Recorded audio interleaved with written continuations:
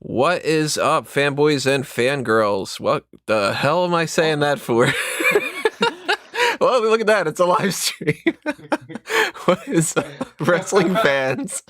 Wow, fanboys and fangirls. I literally started off with fanboys and fangirls.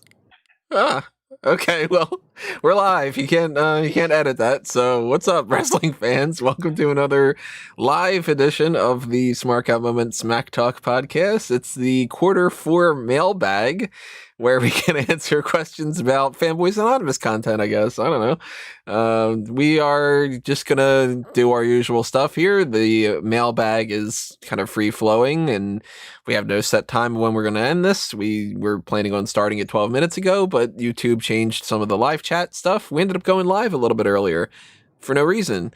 Things are weird. It's definitely weird if we started off the way that we started off. I'm your host, as always, Tony Mango. Joining me, as always, you guys should know them by now, but in case you don't, there's Robert D. Felice. Yeah, Tony is just projecting what he wants into the universe. So, hello, I am Robert D. Felice. How you guys doing? And there's Callum Wiggins. What's up, wrestling fans? Welcome to the latest edition of the Paul Heyman SmackDown podcast. Oh, we're not doing that either. Sorry. Either way, I'm always here, so it works for me. Welcome to the All Talk Show. We are going to do another series We're breaking down the debate, right? Where this is what this is. It's going to be. It's actually going to be another episode of the Silent Hour Show. Oh.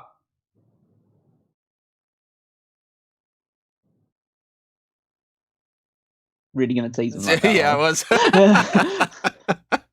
I mean, I have some. Unlike you, I have some respect for the people that are listening to this.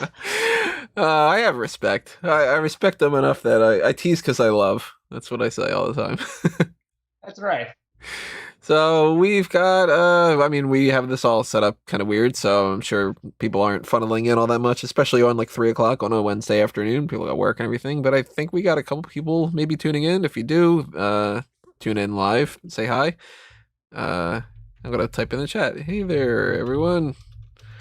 Just to make sure that that's working okay. I'm pretty sure that is, right? Why not? Yep. So, mailbag. Mailbag's usually just us kind of shooting the shit, figuring some stuff out, talking about some stuff.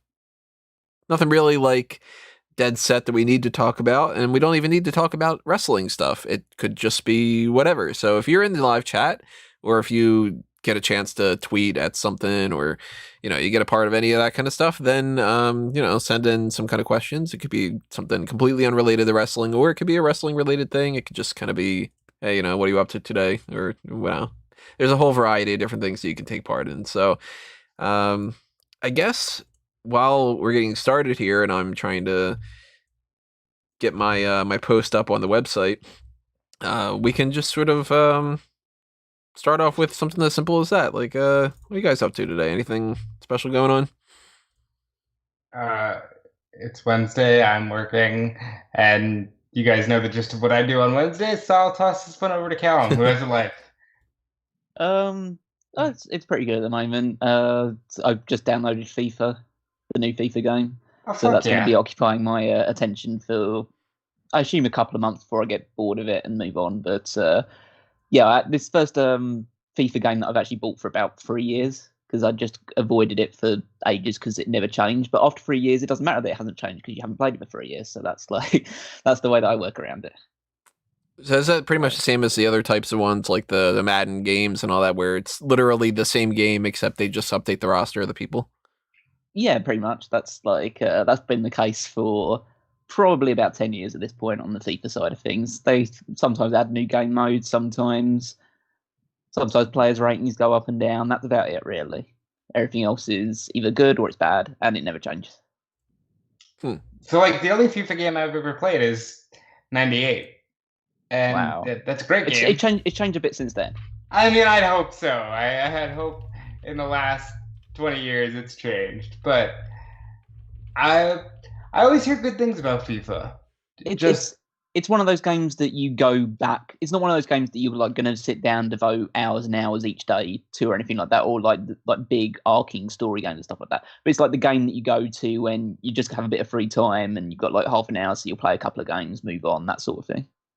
I think it's always important to have like a game or two that's like that in your arsenal.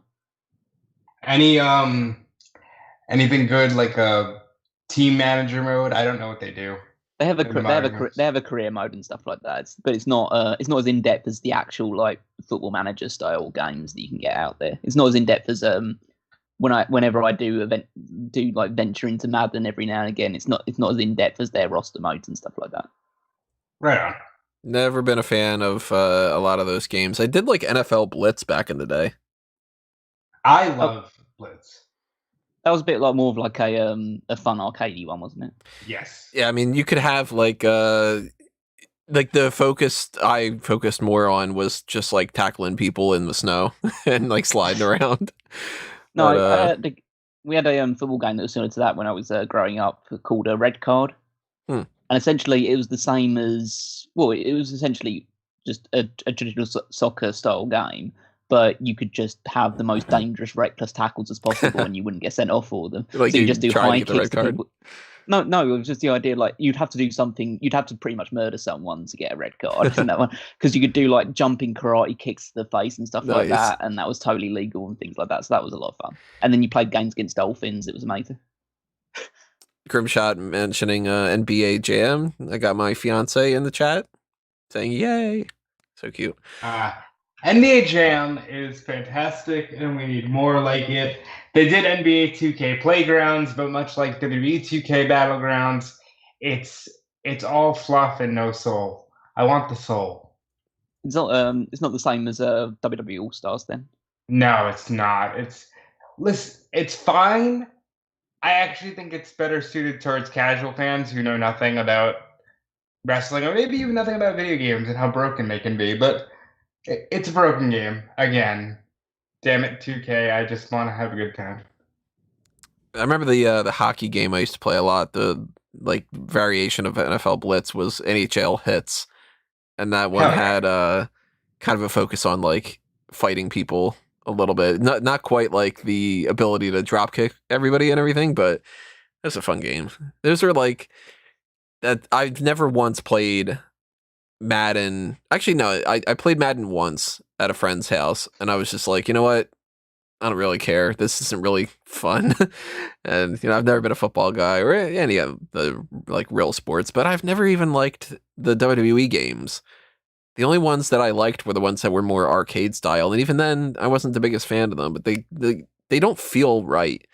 Like the controls are weird. I never liked the idea of when you go to pin something, it's like, okay, let me make sure that I hit like, B and left to do the pin, and then you have to wait for them to like slowly lay down on top of the other one, and then the referee walks over and 1, 2, it's a cookout. Like something's off about wrestling games, and I never feel right when I'm playing them. I always feel like I'm in like an Elseworlds type of thing.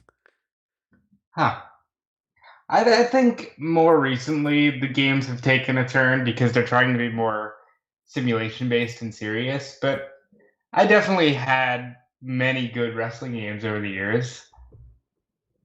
Oh yeah, there's plenty of good ones. I mean, Shut Your Mouth and Here Comes the Pain immediately spring to mind as like the two optimal games that I played in that regard. And obviously you have I think it was from 2006 to 2008, you had GM mode, which was a lot of fun as well. And I don't know why they don't bring this stuff back. They should replace Universe mode with it, because Universe mode has been just a nothing for so long. For 10 years. Universe mode has existed for 10 years.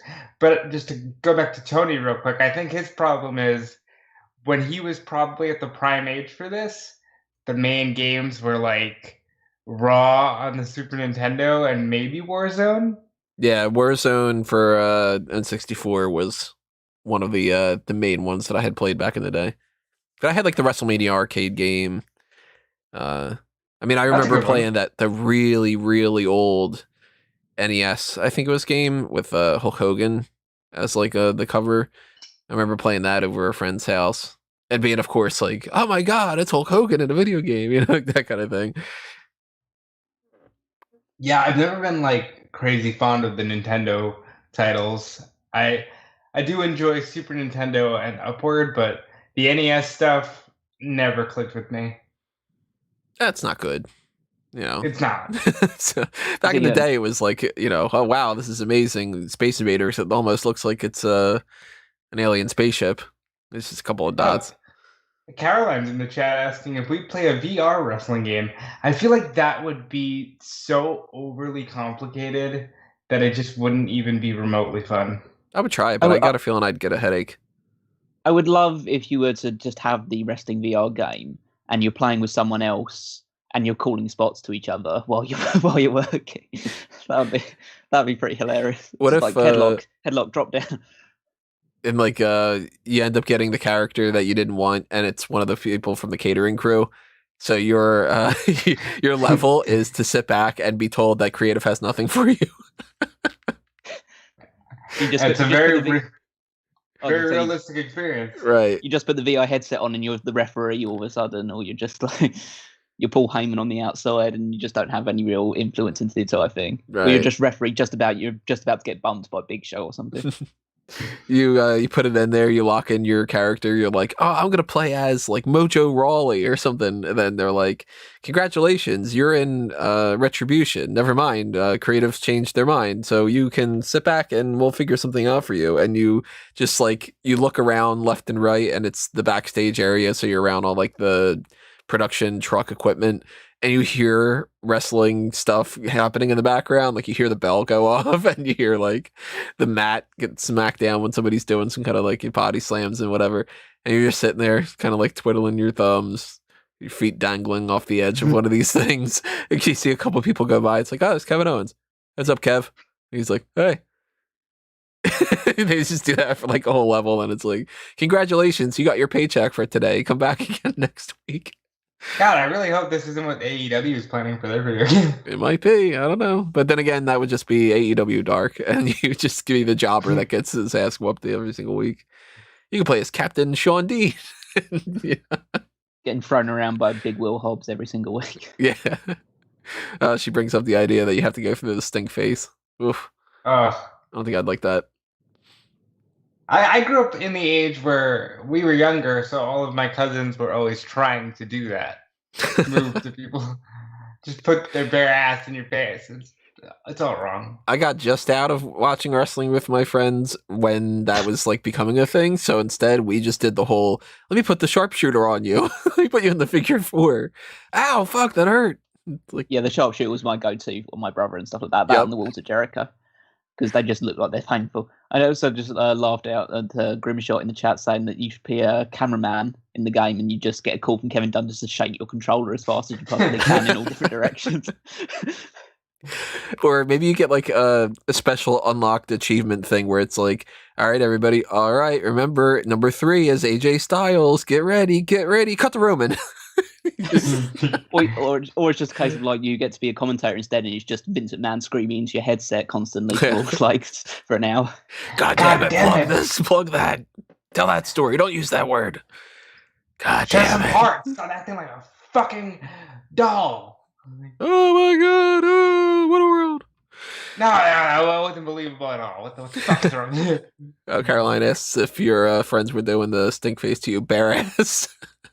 The family, yeah, because we're kids and we think that that's funny.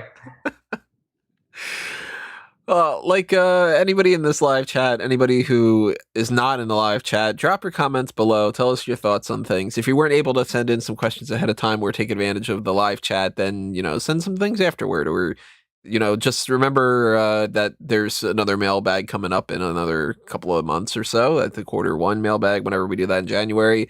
There's also the mailbag priority tier. If you are upset that you couldn't take advantage of this and November and December goes by and you're like, oh man, I really wish that would have been the case. Then if you go to patreon.com/Smark Out Moment, there are plenty of different tiers. $1 and up is something that's awesome, but $10 gives you access to the Darkcasts. Those are Patreon exclusives. And then the next tier after that is mailbag priority. And what that means is if you send in those questions ahead of time, all those questions are answered on the one that we do. And if it's on a month where we don't have the quarterly mailbag, then we'll do a special mailbag that'll be just your questions. So take advantage of that as you can. And do the Pick Your Poison tier too, if maybe you're just like, pick your poison. I really want you guys to do another live thing. It doesn't have to be Mailbag, but do another live thing. Then, we'll keep that in mind.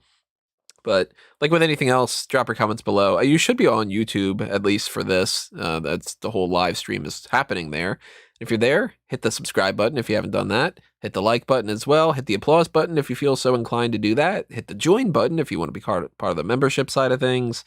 And, keep that all going. There's a bunch of plugs out of the way. And since I already mentioned Fanboys Anonymous earlier, I don't really need to mention that because I started off the show talking about fanboys.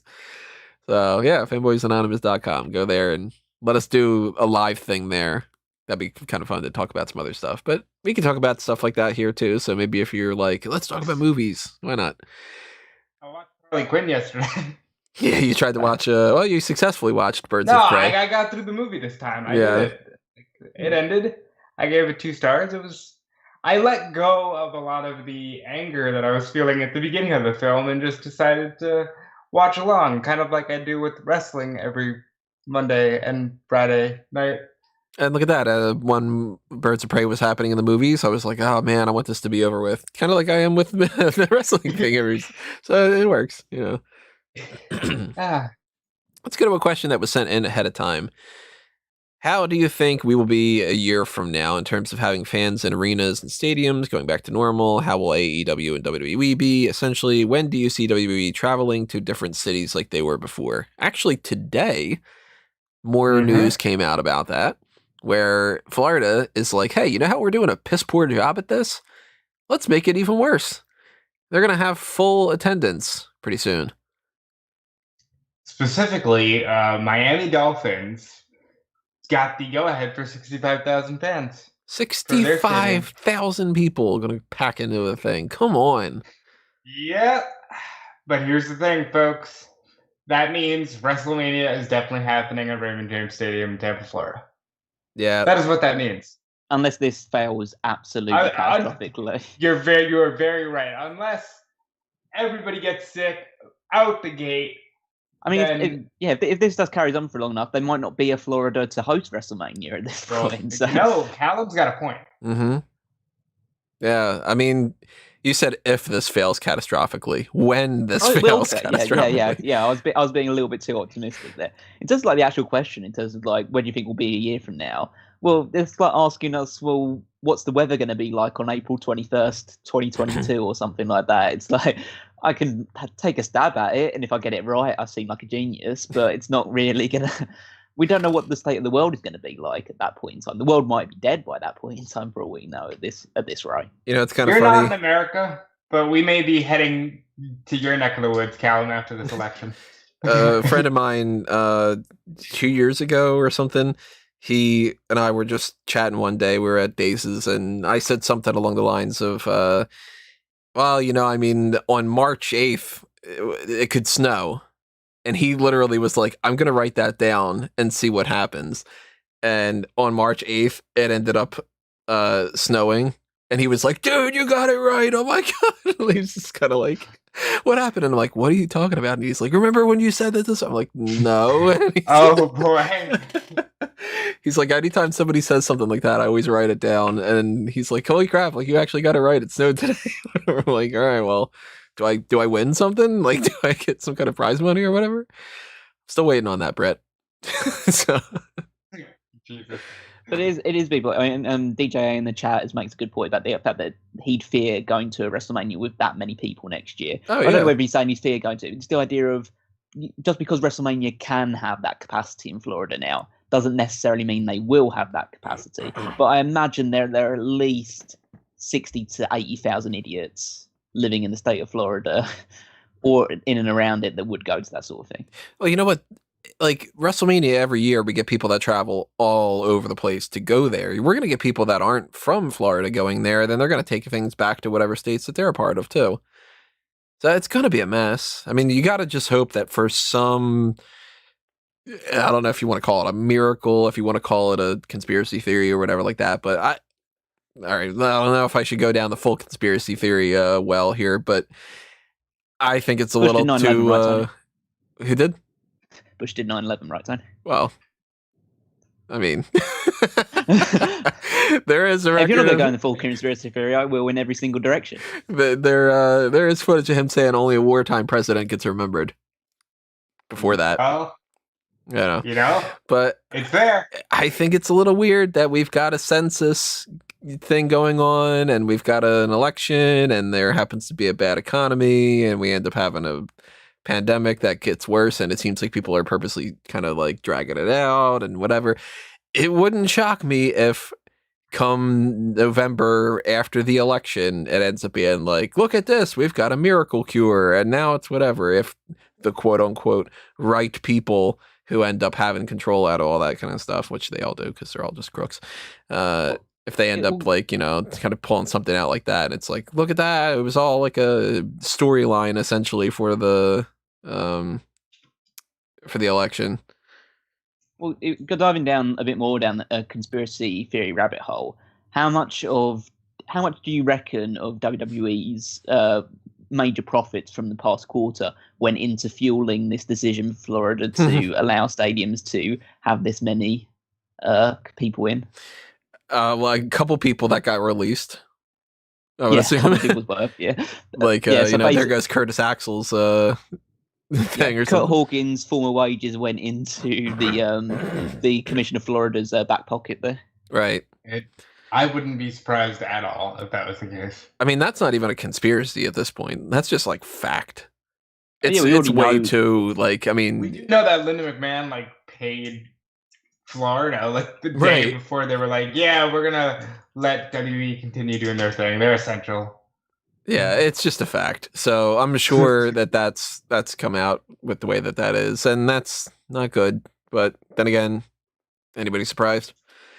No. Hey, Callum, real question, and I don't know how far down this rabbit hole we want to get, but your prime minister got COVID, right? Yep. Was he out of the hospital in 3 days? No. Did he take it remotely seriously after?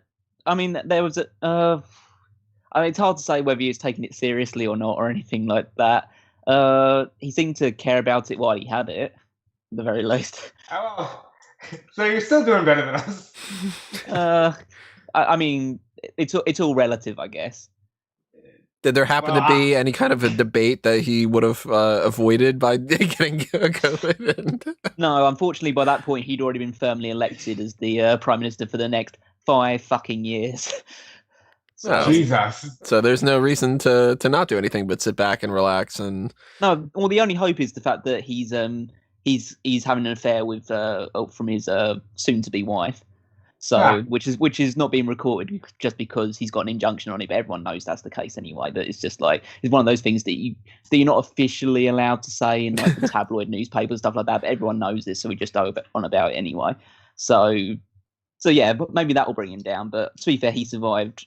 He's it's like cockroaches, Impact Wrestling. Like Boris Johnson's one of the few people that survived a nuclear winter. Oh, God. Politics are amazing. The world's amazing. Who knew that 2020 vision wasn't supposed to be clarity, that it was supposed to be look out for 2020? Frankie is in the chat now. He says, have you been watching Big Brother All-Stars? I have. I've missed a couple episodes, but I've been, following through with it because it's actually a cast of some people that I like Enzo and Cody and whatnot. Triple Eviction. Yeah, I stopped after Kaser got eliminated. Really? You were hardcore onto the Kesar? It was Janelle and Kaser. So once they were done, I was done. Nah, see, I didn't really care. I wanted them out. This is an awful season, though. This has been a season that really shows the difference between mindset of maybe somebody Tony's age versus the mindset of a generation below even us, Callum. So it's straight up, early millennials versus now and Gen Z, and the mentalities are so different, and it's insane. See, I like part of this season because I don't have to deal with some of the stuff that happens on every other season, but then some of the things I don't like about the season are the same stuff.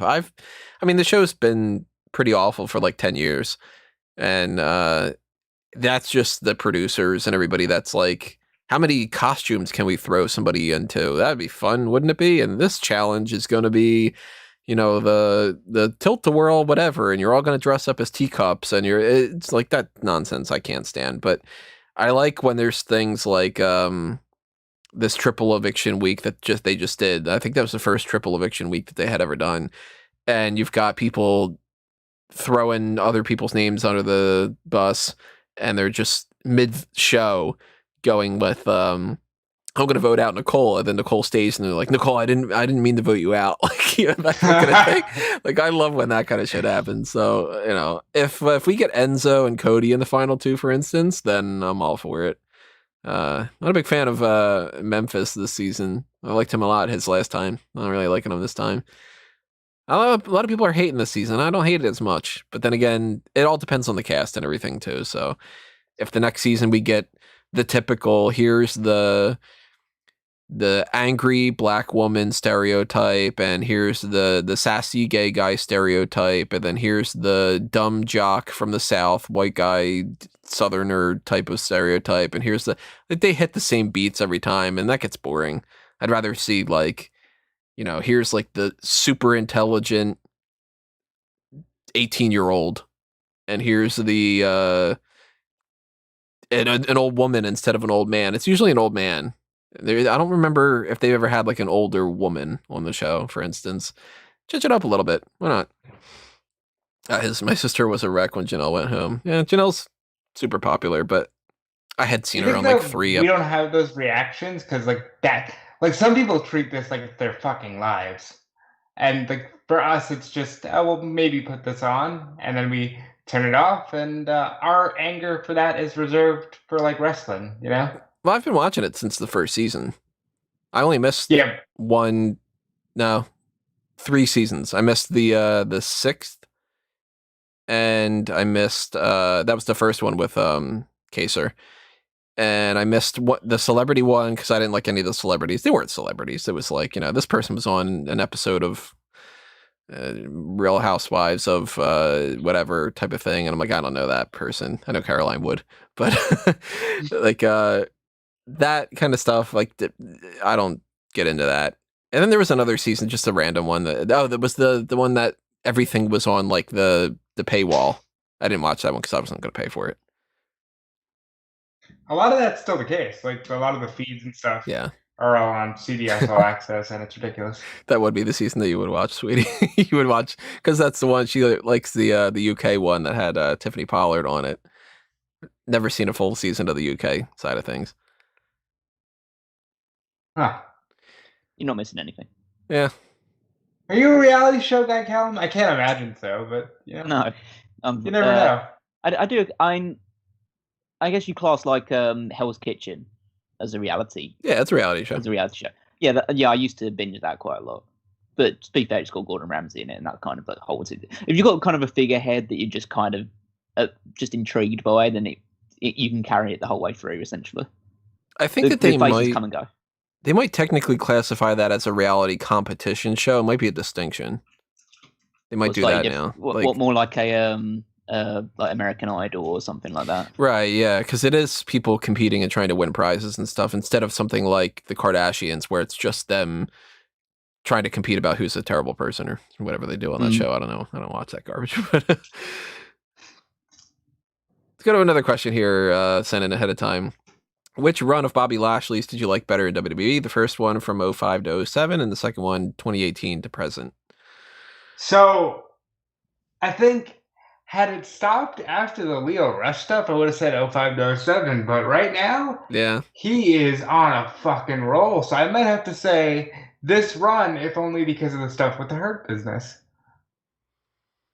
Yeah, the Hurt Business has salvaged this run for me, because I think the lows of this most recent run have been worse than the lows of the previous one, like the Bobby sisters, the touching his ass every time that he's with Leo Rush and stuff like that, just bending over and feeling up his own ass for some reason, and the Lana stuff, obviously. But then the Hurt Business comes along and he feels completely renewed. I think the idea with the other first part is the only thing that's not really of note in his first run is that match with Umaga at WrestleMania. Everything else surrounding that is just big man, no personality, but look at the big man, that sort of thing. Yeah. I mean, nobody's going to be like, what's the defining moment of your career and be like, well, I lost the ECW championship. I lost the ECW championship to my employer. Right. It's more important that Vince shaved his head that he won the ECW title. He also, was the hand-picked choice of the president. Yeah, I don't know if that's something that he's going to be as proud of these days.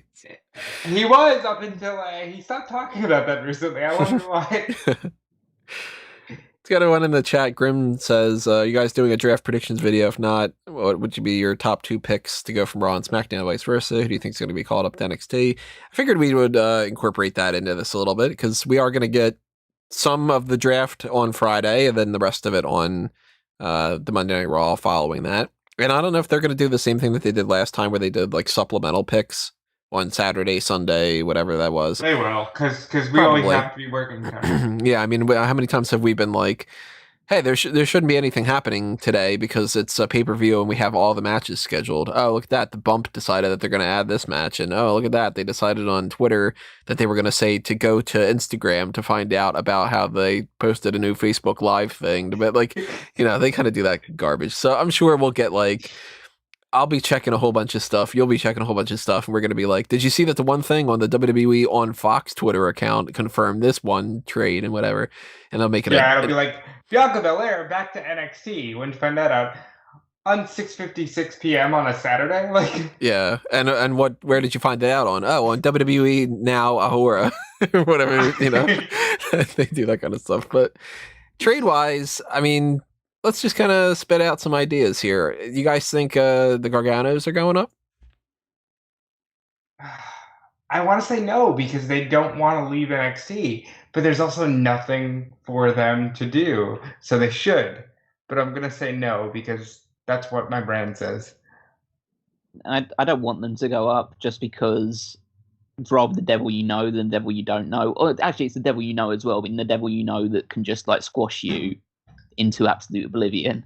Because even though they've got really nothing for them in NXT, eventually they will have something to do in NXT, whereas I think they get caught as the main roster. Maybe Johnny gets a cursory 2-month run with the United States title like Ricochet did, loses it, and then just becomes, Ricochet. Poor Ricochet. I was actually thinking Ricochet would be a good pick to go back to NXT. Now things are all over the place because we've been seeing some people moving around before the draft, which is really strange. Like, I mean, they moved Mandy and Dana and Ember Moon and Toni Storm and a couple other people I'm blanking on too. But Braun Strowman is like, he's a part of Raw, but he's not a part of Raw. He will be officially on Raw after either Friday or Monday. I think so. Yeah. I mean, one of the obvious ones is Kevin Owens is going to SmackDown. I think so too. Yeah. I want them to balance out everything, and that's like the priority is I want them to actually sit down. I know that this is hard, but for 20 minutes they sit down and they just go to smarkoutmoment.com, WWE. I've got the list of the roster people. You don't have to even check Wikipedia. Just go there and have like the Raw side on an Excel spreadsheet and the SmackDown side and the NXT side and all the, Performance Center and all that. And just go, who do we have plans for? Who do we want to feud? Let's try to balance this out. It really doesn't take more than 20-something minutes to do. And you can figure out literally every feud that everybody could potentially have over the course from now until WrestleMania. I've done it. We did a mock draft before. That didn't take forever. And we even tried to drag that out more because we were like, trying to make it like a fun show instead of just getting down to brass tacks. But I want them to do that. And then whatever happens where all the chips fall, that is where everything is where I want them to go. But I have some ideas. I think that Sheamus, AJ Styles, and King Corbin need to go to Raw. I agree with Corbin. Corbin needs to go to Raw, drop the crown, and just beat people up in Raw Underground. I've been saying this since Raw Underground started. This would be the perfect way to shed the crap on Corbin and just let's start over, get him going to being a badass again. Well, Raw Underground could be good for him. Raw Underground could be good for Sheamus. All three of them could have feuds with Drew McIntyre. Especially Sheamus would be interesting. AJ Styles could be a WrestleMania main event for him. And King Corbin, I mean, what's wrong with Corbin against Drew McIntyre for like TLC or something? No, that's not what I said, Tony. I said we just redo Corbin. No more Corbin as we know him. We put him in Raw Underground and just redo him completely, and then maybe we can talk about him facing Drew McIntyre. Even that. I mean, Baron Corbin without the King gimmick, or, whatever it is. Like, I think that you need to give Corbin some kind of difference. You need to give Styles somewhere where he can go somewhere and do something, because he's either he turns babyface to fight Roman or he goes to Raw. Because there's no upward momentum on the heel side on SmackDown. Roman is firmly the guy that's going to be there. So he needs baby faces. So you need a Kevin Owens or some other people to go over there. I mean, let's talk about the big issue. Well, one of the big issues. SmackDown needs at least 2 or 3 women from either Raw or NXT, because their roster is absolutely threadbare. It's dreadful. They need Rhea Ripley, I think. Well, they need Rhea Ripley. They need maybe Bianca. Yeah, maybe Charlotte, maybe Bianca Belair, maybe Mickie James. There's a lot of options that could add some experience and depth to that roster to actually get some interesting feuds. I know, obviously, the big feud for the next couple of months at the very least is going to be Banks versus Bayley. And so that will dominate for, I assume, probably until maybe even Royal Rumble time. Ugh. But after that point, you need to pivot to some other people. It can't just be Sasha Banks, who's newly crowned champion, against Nikki Cross, or maybe Alexa Bliss, is just completely now transformed into this essentially female themed. Then maybe that could be interesting. But so do you think? I think Owens to SmackDown makes more sense, but do you think that they put Wyatt and Bliss on Raw instead? They can't move more women to the Raw side of things. It's got too many as it is. Well, then they'd have to balance it out by moving Liv Morgan and Ruby Riott and maybe Bianca. Like, they'd have to do some stuff like that. I mean, yeah. Like, Vega can go to SmackDown because they seem completely okay with the idea of separating her. Well, if they separated the Iconics, one of them should go to SmackDown and one of them should be on Raw. I agree with that. And I don't know which one's which, and they're not going to get progressed anyway because neither of them are particularly good, so it's not really going to be too much of an issue anyway. If they split up the Iconics, they're going to do nothing, and then in a couple months, they're going to suddenly have, look at this trade pick that was made in preparation of other trades or in consideration of whatever, or retaliation of whatever the hell they had phrased it before, where they're like, we couldn't figure out anything, so look at that, they're now on this roster. They'll do that, and then they'll reteam again. I would assume that Baszler and Jax and Asuka and some of the different people that seem pretty set where they are probably going to stay where they are, but like, there's nothing saying that Zelina Vega doesn't go to SmackDown, or that it'd be weird if, like, for instance, if Bianca went to SmackDown and the Street Profits stayed on Raw. They're the Raw Tag Team Champions, but maybe they book a match on Monday where they lose the tag titles. Well, but hear me out. Is that as much of an issue anymore? Yes, they're a married couple, but it's not like I'm on Raw, you're on SmackDown. We have totally separate touring dates. That's true. You do your show, you go home, and you're home. You're home most of the week now, so does it matter? I guess that depends on what WWE's plan is for how they're going to record shows going forward. They're not. I mean, they're not going to do house shows anymore. Yeah, but I mean, that's solid. If they, they're not going to have the Thunderdome. So we'll have a Thunderdome in another residency. Yeah, I mean, if it's the case that only really Florida is opening up, we know where they're going to be anyway. So it's not they can go super far away. Yeah, instead of being at Amway, they'll be at the college in Tampa or something. I don't know. If they stay just in Florida, then yeah, they can move anybody around. You could have Andrade on the separate thing from Charlotte. You could have, any of that kind of stuff, and then it won't matter as much. And maybe that's something that we really need to take into account as being like, well, normally we would say Naomi is going to be on the same roster as the Usos, and then maybe they go, you know what, Naomi's on Raw now, and Jey Uso and Jimmy Uso are staying. Speaking of Usos, I think that one of the blockbuster moves here is Randy goes to SmackDown, Me too. brings the WWE title, and Roman goes to Raw because they can't fucking help themselves. When something gets as massively over as Roman is on SmackDown, it has to be the Raw angle. It's a possibility. I don't think, and I know they've done it before with the Brock Lesnar things and stuff like that, and Becky moving from SmackDown to Raw when they're the most over. So there is precedence for this. I just don't think. I feel like that's one of the ones where Fox will just go, "What the fuck are you doing?" that sort of move. Like that's a thing that could, I don't say sever their relationship because obviously it wouldn't, but it's just a case of that's something that could really raise serious questions about. Okay, maybe we don't want to sign WWE up once these contracts are up. If you're going to get rid of Roman from our side of things and put it on your quote unquote A show, then maybe we don't want SmackDown anymore. Maybe SmackDown should be on a smaller platform than Fox is. We do know that Fox wants Roman. They've said that before. I mean, look at the intro. It's always had he's Roman. The end of it, yeah. So if they lose Roman, they might be pissed about that. Even if WWE's like, but you're getting Randy. How great's been Randy? You know, like that kind of thing. I'd rather Drew McIntyre keep the title and Randy Orton not win it, because really, once Randy Orton wins it, everybody knows what's happening. He's going to just beat whoever until Edge comes back and then fight Edge at WrestleMania. But that's okay. He could do that without the title, though. You know? No, they've done it without the title enough times to know that you need something else. And I think you think that WWE operates under the idea of we've done this enough times, we need to do something else. How many times have we had the exact same matches without even getting like a 2 out of 3 falls or a street fight or something? Yeah.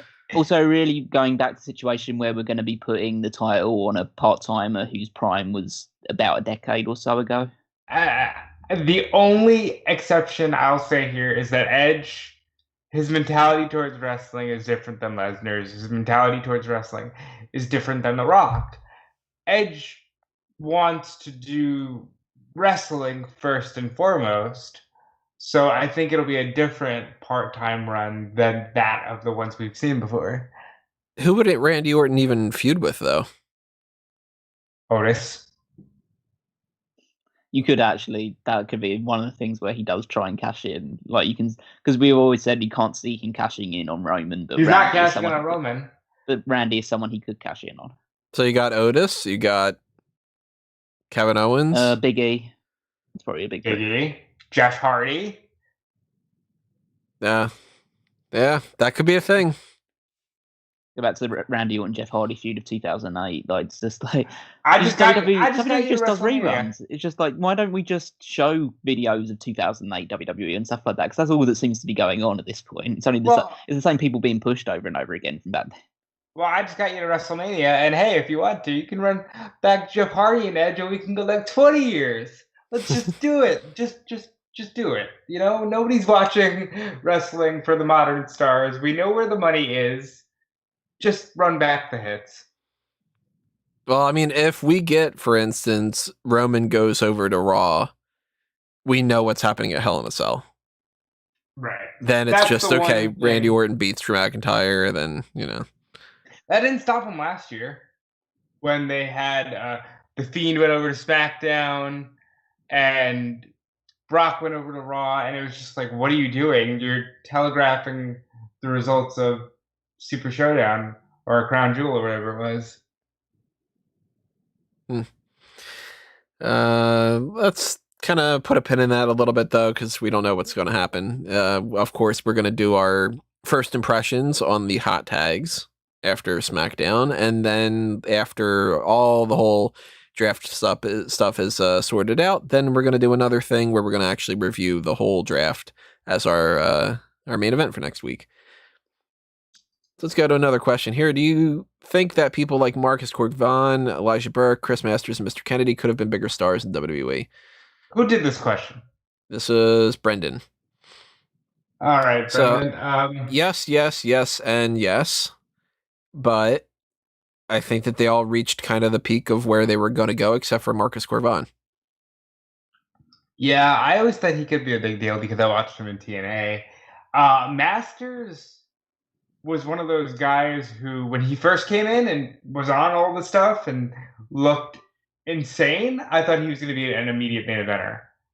But when he came back and was completely slimmed down, it just felt weird. And they gave him generic music, and he was a babyface for some reason. And right. But Elijah Burke, I think I've seen enough of Elijah Burke to say he reached the appropriate ceiling. I think he could have been a mid-card champ. Maybe. But I think it worked out the way it was supposed to. And I forget the fourth name. Kennedy.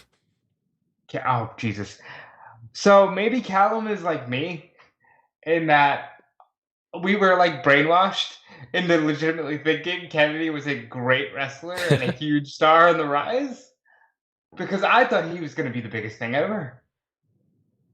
Yeah, so in terms of all these ones, Marcus Corvon, I think by the time that he joined WWE, I think he was in his late 30s by that point, I think, maybe even early 40s.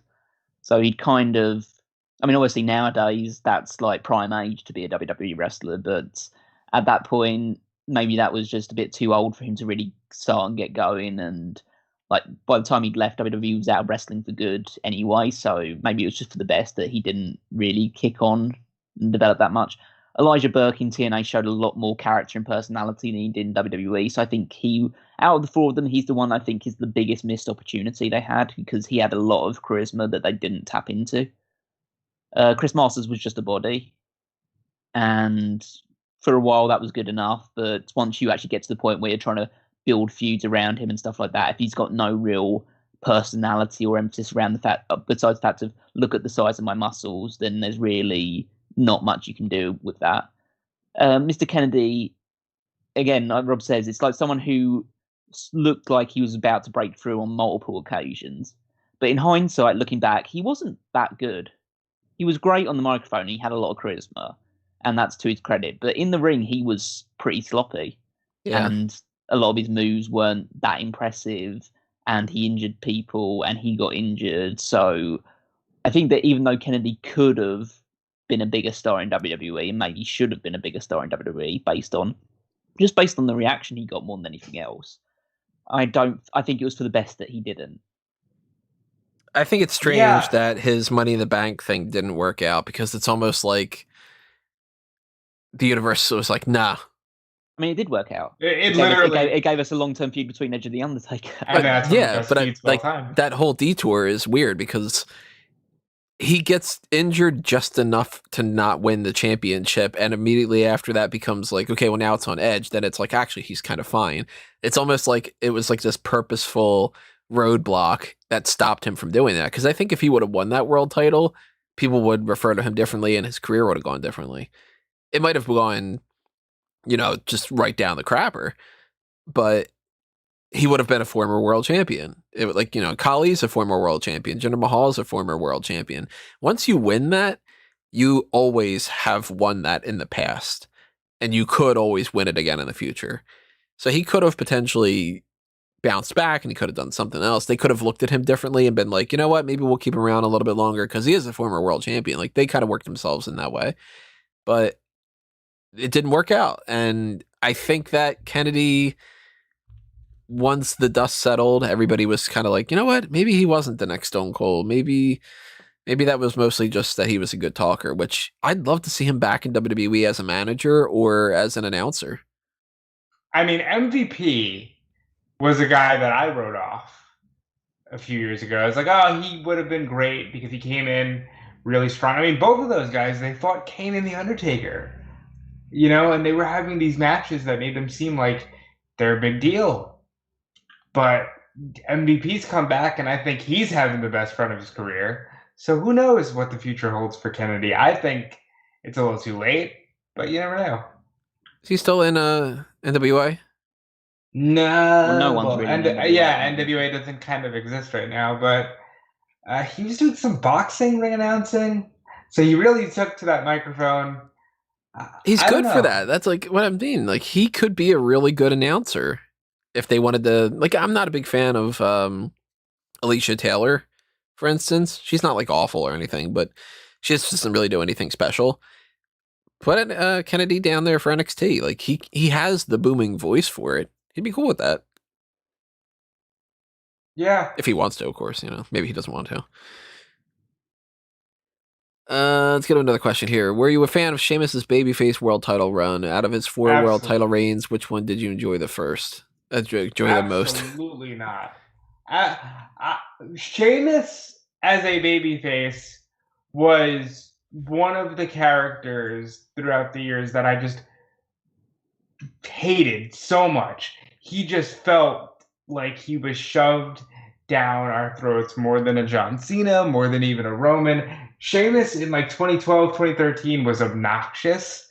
And no, I did not enjoy that run. Of his championship reigns that I enjoyed the most, here's the flip side. Probably that one, because he had the best matches there.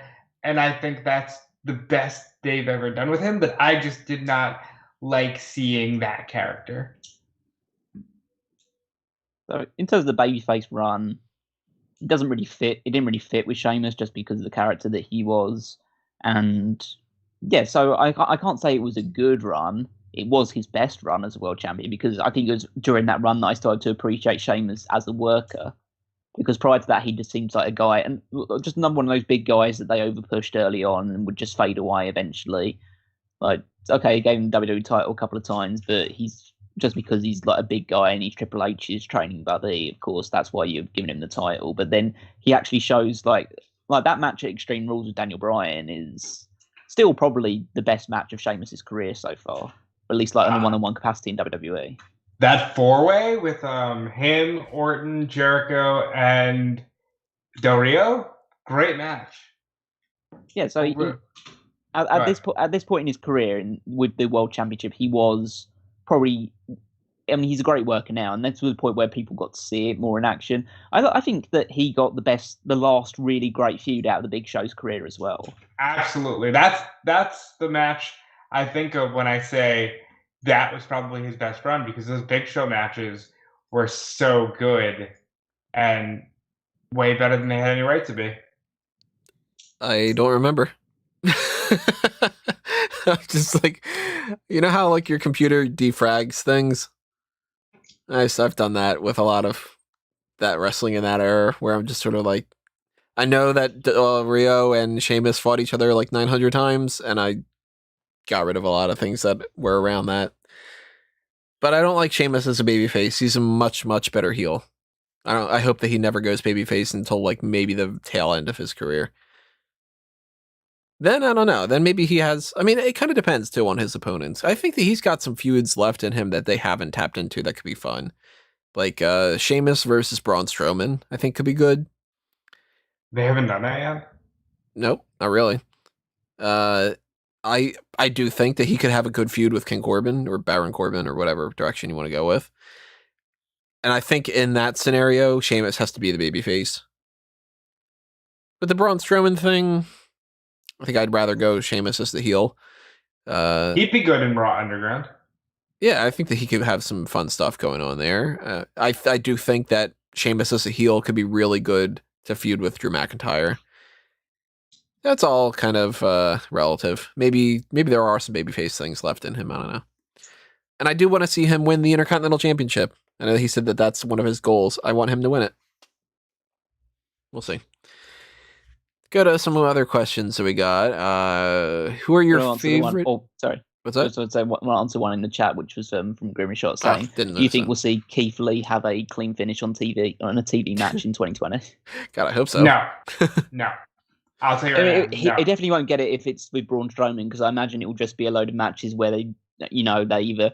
Well, it was like a count out this week, so next week it will be them going through the stage, like the Bobby Lashley and Braun Strowman thing. One of them will be them both going through the ring at the same time. They'll have the ring explosion, all that other stuff, like just rinse and repeat. Yeah, two big guys. He'll win at least a couple things after the draft. I think they're just they're not sure what to do with him yet, and they'll figure it out around November. Yeah.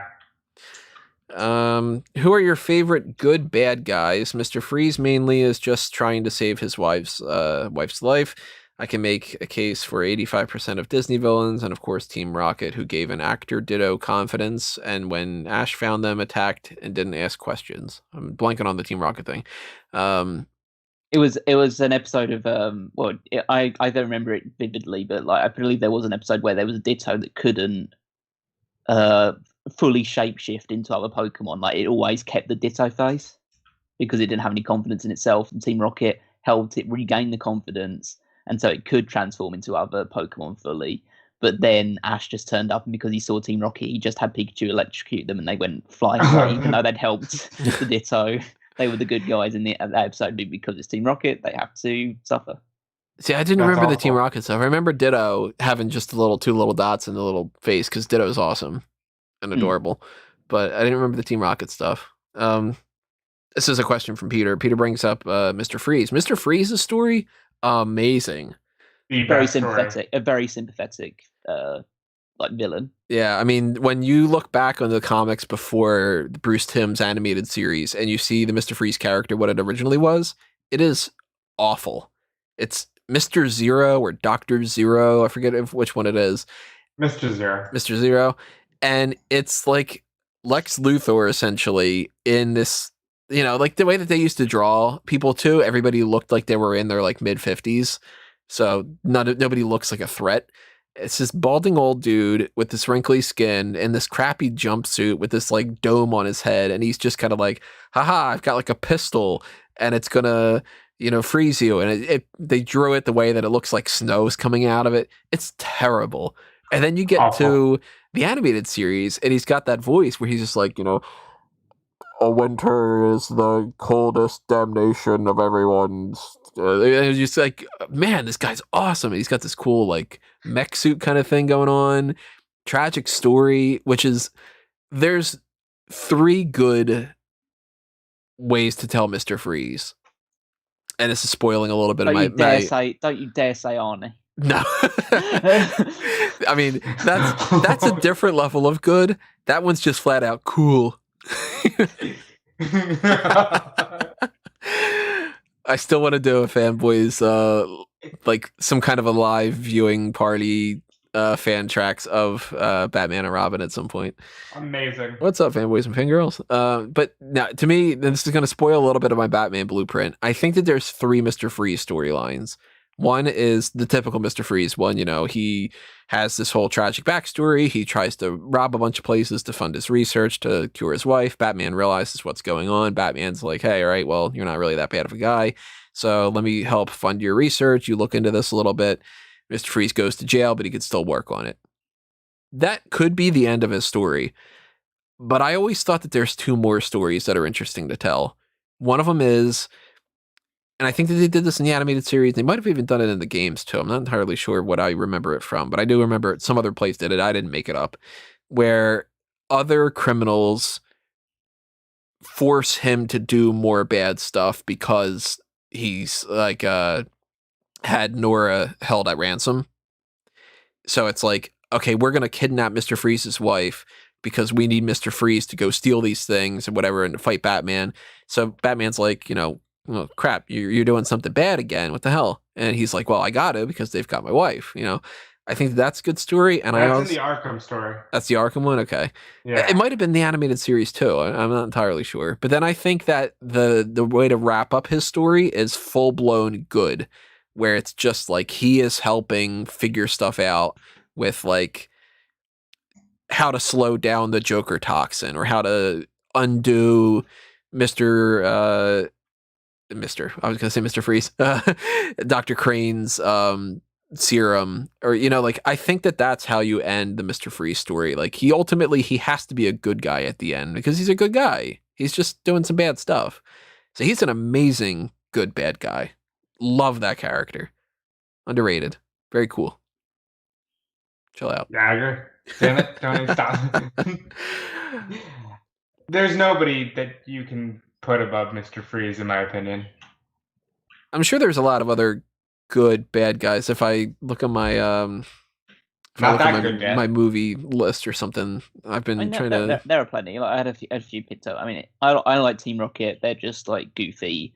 They're people that have signed up to Team Rocket and then just didn't want to really get super involved and all that stuff. They can become less evil as the series go on. You have I don't know why I thought this one though. I thought the Thin Man from Charlie's Angels. From the original two movies, where he's just like, he's meant to be seen as like this devious, silent serial killer, but he's actually just like, he had a really like rough upbringing and stuff like that, and he got thrown into the wrong crowds and stuff like that, and he falls in love with one of the angels, and then he gets killed, and that was really like a sad moment if you like those sort of movies. You got Darth Vader, obviously. Yeah. Well, originally. A good guy that turned into a bad guy, who then turns good at the end. So maybe that's Frankenstein's monster. Yeah, that's like the classic example. Yeah, he is like, completely misunderstood villain. He's just somebody who didn't want. Well, it's not like he wanted to come into existence or anything like that. And he's not a bad person, but it's just the way that he's seen and portrayed means that he's viewed as a monster. I think you look at Captain Barbossa from Pirates of the Caribbean. He eventually does become like a full-blown good guy. So he wasn't exactly, because Jack Sparrow, even though he's the hero, is kind of a dick. You kind of find yourself sympathising with Barbossa a bit for the reasons that he dislikes him. And then I actually think that this may be a bit of a controversial one. I think Jigsaw from the Saw series is a pretty sympathetic character, because his reasons for doing it, even though it's like, again, it's like the mindset of a serial killer, that his mindset is the idea that these people are bad people that he's killing, or people that don't deserve or deserve to suffer in order to redeem themselves. So he doesn't kill innocent people, at least not often anyway. I've only seen the first three, so I don't know if like they go off the rails in the fourth and whatever. But in the first three, it's pretty much like, here's some drug dealer that I'm going to put in the trap, or here's some guy who was cheating on his wife and whatever. It's never just like, I grabbed a kid and I threw him in a fucking bear trap. You know? It's a weird series in the idea that you'd almost feel like, after watching probably up until the seventh one, because the seventh one goes a little bit off the rails, but if you keep watching for the whole like few ones, it's like it's almost like you'd feel like they'd written 6 movies and were just releasing them one after a time, rather than, they released one, it's successful, let's write a sequel, that sort of thing. It's like they actually created a really pretty tightly put together narrative across all the movies. Hannibal was a good choice, yeah. Caroline says Dexter from the Showtime show? It's Showtime, right? Dexter's Laboratory? No. Yes. Never seen that show or Dexter. Well, hold on. You've never seen an episode of Dexter's Lab? No, not a full one. That's just wrong. That was, past my age bracket at that point. Would you constitute Tyler Durden? Yes. I mean, good, bad, good. He's kind of bad good, though. Yeah, that's kind of a tough one. He's awesome no matter what it is. So, would you constitute Jenny from Forrest Gump? Well, I mean, she's a bitch in a lot of ways, so it's kind of. Did you two? I mean, I haven't watched the whole series yet, because I'm just like, actually decided like years and years later to try and catch up with it. But have you guys ever watched Avatar: The Last Airbender? I have. Nope. Zuko, yeah, is the one. Yeah, Zuko is a really, really good. Has a great redemption arc. Tony, you would like it. I know you're not like totally into anime, but this one was made in America. Like, this is a show for you. I don't do the whole this guy's possessed by a demon and he controls sand and he runs in the rain in a field. See, it's less that and more just dealing with the elements. I think what you just loosely described is maybe season 1 of Naruto. I don't know. It seems like everything that my one friend talks to me about. He's always like, look at the scene, it's so dramatic, and it's just, somebody running through a field at night crying, talking about how they dishonored their father or something, and then I don't know. It's just the same stuff. So going into like the Batman side of things again, would you class Catwoman in this as well? The way that I write Catwoman, she's just good for the most part. She's a thief, yeah, but she never really does anything other than steal, and sometimes that's not the baddest thing in the world. I think she's flat out a hero now in the comics. I think she's like just like a part of the Bat family, but Red Hood. Yeah, he's flawed. Marcellus Wallace, Pulp Fiction. Oh, actually, all characters from Pulp Fiction, essentially. I mean, Harley Quinn really fits into that narrative as well. So modern Harley Quinn has to be the poster child for this. She's portrayed far more as a hero nowadays than she was in previous iterations. Yeah, modern Harley Quinn is a female empowerment hero that's twisted and isn't it fun if you were the Joker, but you were a chick and you were the good one, as opposed to the character what it used to be, which is this tragic Stockholm Syndrome, abusive relationship villain type of thing. That makes her sympathetic as well. Yeah, I'm not opposed to it. Right. It's similar to Poison Ivy almost, in the sense that she values plant life over human life. Yeah. And she only does it because she knows that humans, their actions are killing plants. And so that's like, she's doing it for noble reasons, at least in her own mind. To the point where it was like a running gag in the recent Harley Quinn animated series, where she's like, I don't even know if I am a villain, because I just kind of stick up for plants. You're right. I'm not a bad person. Yeah, it's like, these characters, the thing that makes these bad guys good in people's eyes is just the fact that they're relatable and you can understand their motives more than just some other ones. Some of the people are just flat out insane or like just pure evil. But the best villains are ones that you can kind of see yourself in the right circumstances becoming them.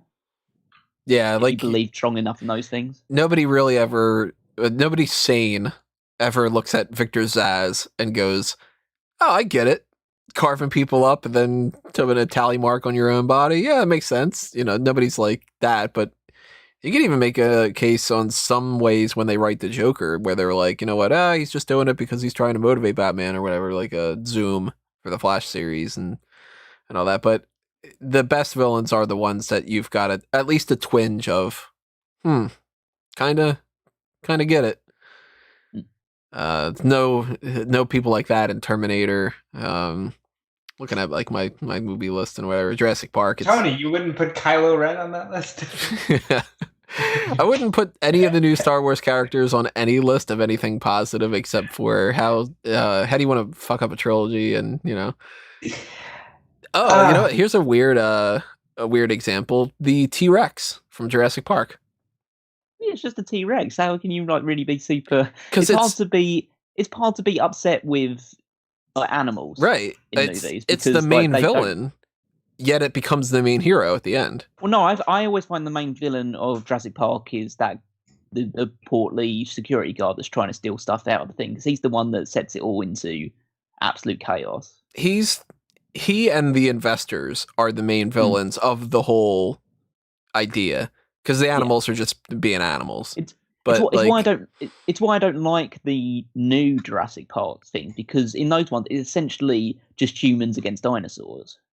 I know that's kind of what Jurassic Park is, but it's so much more stealthy and so much more just like the reason why things are doing this because humans have like fucked up with the idea and stuff like that. Whereas this one, I know it's kind of like, oh, they fucked up because they put them all in a big park and they brought all these people around it. But it just feels like, okay, it's just how many people can we kill in cool ways with dinosaurs rather than a real suspenseful thriller. Well, these movies now are, we took raptors and T-Rex and blank. And that's now the big one that you're going to have to fight at the end. That's what the three of them are. I'm assuming that's what the next one is too. But we got Jeff Goldblum in this. He's going to be in 30 seconds of the film. We'll put him all over the trailer. Yeah. Yeah, I mean, there's a lot of things in the Marvel movies too. Like obviously Yondu is a villain of sorts in the first Guardians of the Galaxy, ends up being a hero in the second one. You can argue Thanos was right. Like, I mean, this year is pretty easy. You know, imagine how like that was last year, where it was all like, oh man, we finally got like the Endgame, and this is like the most amazing thing. We're all heading in this positive direction. Like we're all going up from here, right, guys? Like, and then it's, Thanos kind of had the right idea going on here, because if there was half as many people, there'd be less. If anything, he was trying to give us mercy. Yeah. So lots of really cool characters on that side of things. Killmonger has a lot of the right ideas in Black Panther. Good question there, Peter. Let's move on to another one we got here. Do you think that the third-party ban is Zelina Vega's fault? At SummerSlam, I noticed she left early. She was on Twitch before the show was over, taking eyes off the Roman return. Other things I noticed, NXT UK's re-debut. She and Adam Cole had 850 plus people, and after debuting on Raw, Mason Reckoning at 8 said Twitch stream against NXT. So, essentially, what he's saying is that he thinks that people streaming on Twitch against like actual TV shows take it away from it. WWE is putting on. Yeah, no, that would make sense. That would make sense. So that would be kind of a decent reason to at least say, "Hey, can we, at least tell you not to stream against our shows?" That would make sense. Yeah, but it's the idea that the response to it means that that's not the reason. Yeah, this is clearly like this is money. We want your money, bro. Yeah, we don't want you using the names that we gave you to make money.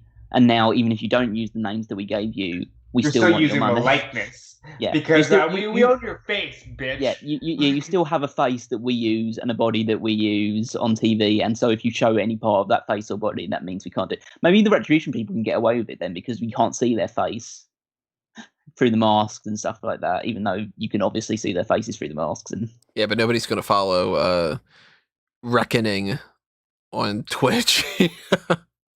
No. And if they do, they'll be like, "Hey, Mia, what do you think about your freaking awful name?" What pull does Lars Sullivan have? Why is he still with WWE? I have a theory that they don't want to release him because they think that that's going to look bad on them because he has like the baggage that he's got. I'll go a step further. I talked about this on Sunday. Triple H said about Velveteen Dream, he's still finding himself in life. I think Triple H is under the impression of these guys are kids. When we were kids, we did crazy shit. It's just the whole world didn't see it. Now, granted, there's completely different spectrum of things when talking about Lars and Dream. With Lars, everybody's kind of said that he's openly apologized for the racial stuff that he said. Yeah, and you can't fire a guy for having done, gay for pay stuff, so there's no real reason to fire him. It's just that you look at all the other people they fired and you go, well, here's low-hanging fruit. Why are you going here? Well, I mean, the only thing that was going on with Lars Sullivan was that they found out that he used to do some porn stuff in the past, then if they would fire him based off of that, then that would be really shitty. But the fact that he has the message board stuff, he hid that from them, the porn stuff, and that when they were going to give him a push, he just had like a breakdown and he couldn't handle the stress and everything. That's 3 things, and it's kind of like almost third strike you're out, sort of. He has been injured too, so it's not like he's not great on the mic. There's a lot of factors that I think they would be perfectly within their reason to just get rid of Lars Sullivan and to just say, like, look, there's a lot of factors going into this. It's not that we want to get rid of the guy who's done the gay porn stuff. That's fine. That shouldn't be an issue. But I think it's a lot of things that are built up that also make it seem like, hey, if we're going to call ourselves, champions of mental health stuff, we can't just release this guy. Yeah, that's why I think that maybe if he wouldn't have had that breakdown, I think he might have been released. Maybe that was even part of it. I don't know. We don't really have any idea what's going on because the few times that people talk about it, they tend to say nothing. So I think last time he was asked about Lars Sullivan, he literally said, like, I had no idea that he was back in the gym or anything like that. Yeah. Which they kind of distanced themselves from it and still have him under contract. Maybe they're just going to let him write it out. I don't know. But you gotta, in a way, you gotta feel bad for the guy because it seems like nothing that he did, like Jackson Riker, for example, he did something in present times. Nothing that Lars Sullivan did was recent enough for them to be like, all right, well, it's clear that you are still a racist person or that you're unreliable or anything. It was just a series of unfortunate events. Never seen that movie. Jim Carrey, pretty good. I think the reasons are far more based than that. I think Vince thinks he's money. He's a big, scary monster heel. I see no issue in that belief. Lars Sullivan is one of the very few guys you could see putting up against Cena. You could see putting up against Hogan in his heyday, Austin in his. Lars Sullivan could be money. I don't think he will be. I don't think he will be. I said he could be. But I think they see him as it. There's no reason they would keep him on as long as he had if they didn't think they can actually use him. Another question. Do you think Dominic can succeed without Ray? I'm a little afraid that he won't be able to eventually. Right now, he won't. He's in the dangerous situation nobody really wants to be in being a second generation superstar that has a hugely. I mean, there's very few second generation superstars that will have a more famous and revered father than Rey Mysterio. As somebody who's just essentially the greatest in many people's eyes, the greatest luchador of all time. Charlotte Flair was able to do it because of the difference in gender. I think we saw that with David Flair. He had no chance in hell. It's more than a difference in gender. Charlotte is her own person. Charlotte is phenomenal. Charlotte without the Flair name would have been a top superstar because she's just that good. No, I'll give you that. The difference with Dominic is the fact that at the moment we haven't seen a great deal of personality from him. He doesn't seem to have a lot of charisma right now, but he's young and he will develop. So I don't. That's fine. There's the issue. I don't want to put. Roster doesn't have charisma. I just don't want him to get too much pressure straight away or get the comparisons too much, which is difficult when you're teaming with your father on week-to-week television and stuff like that. So eventually, it's just the idea of once Ray goes or Ray's not part of the company in as active a capacity, and then there's just Dominic there.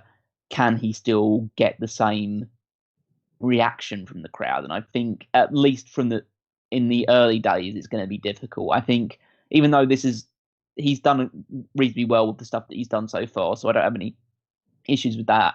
I almost feel like this push to prominence straight away and this run will actually hurt him in the long run, then benefit him. I think it's going to all depend on new fans. How many new fans come in and see Dominic as just Dominic?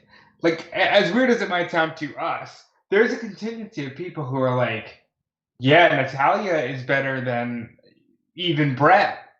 Even though I know Brett's her uncle, but like, people clearly think Natty's better than Anvil, and there's some that will even say she's more meaningful than Brett. I mean, those people are well within their right to think that, but they're wrong. It's all going to be a generational thing. I didn't want to say it like that. No, they're wrong. She's better than Anvil. She's not as good as Brett. She's not as good as Owen either.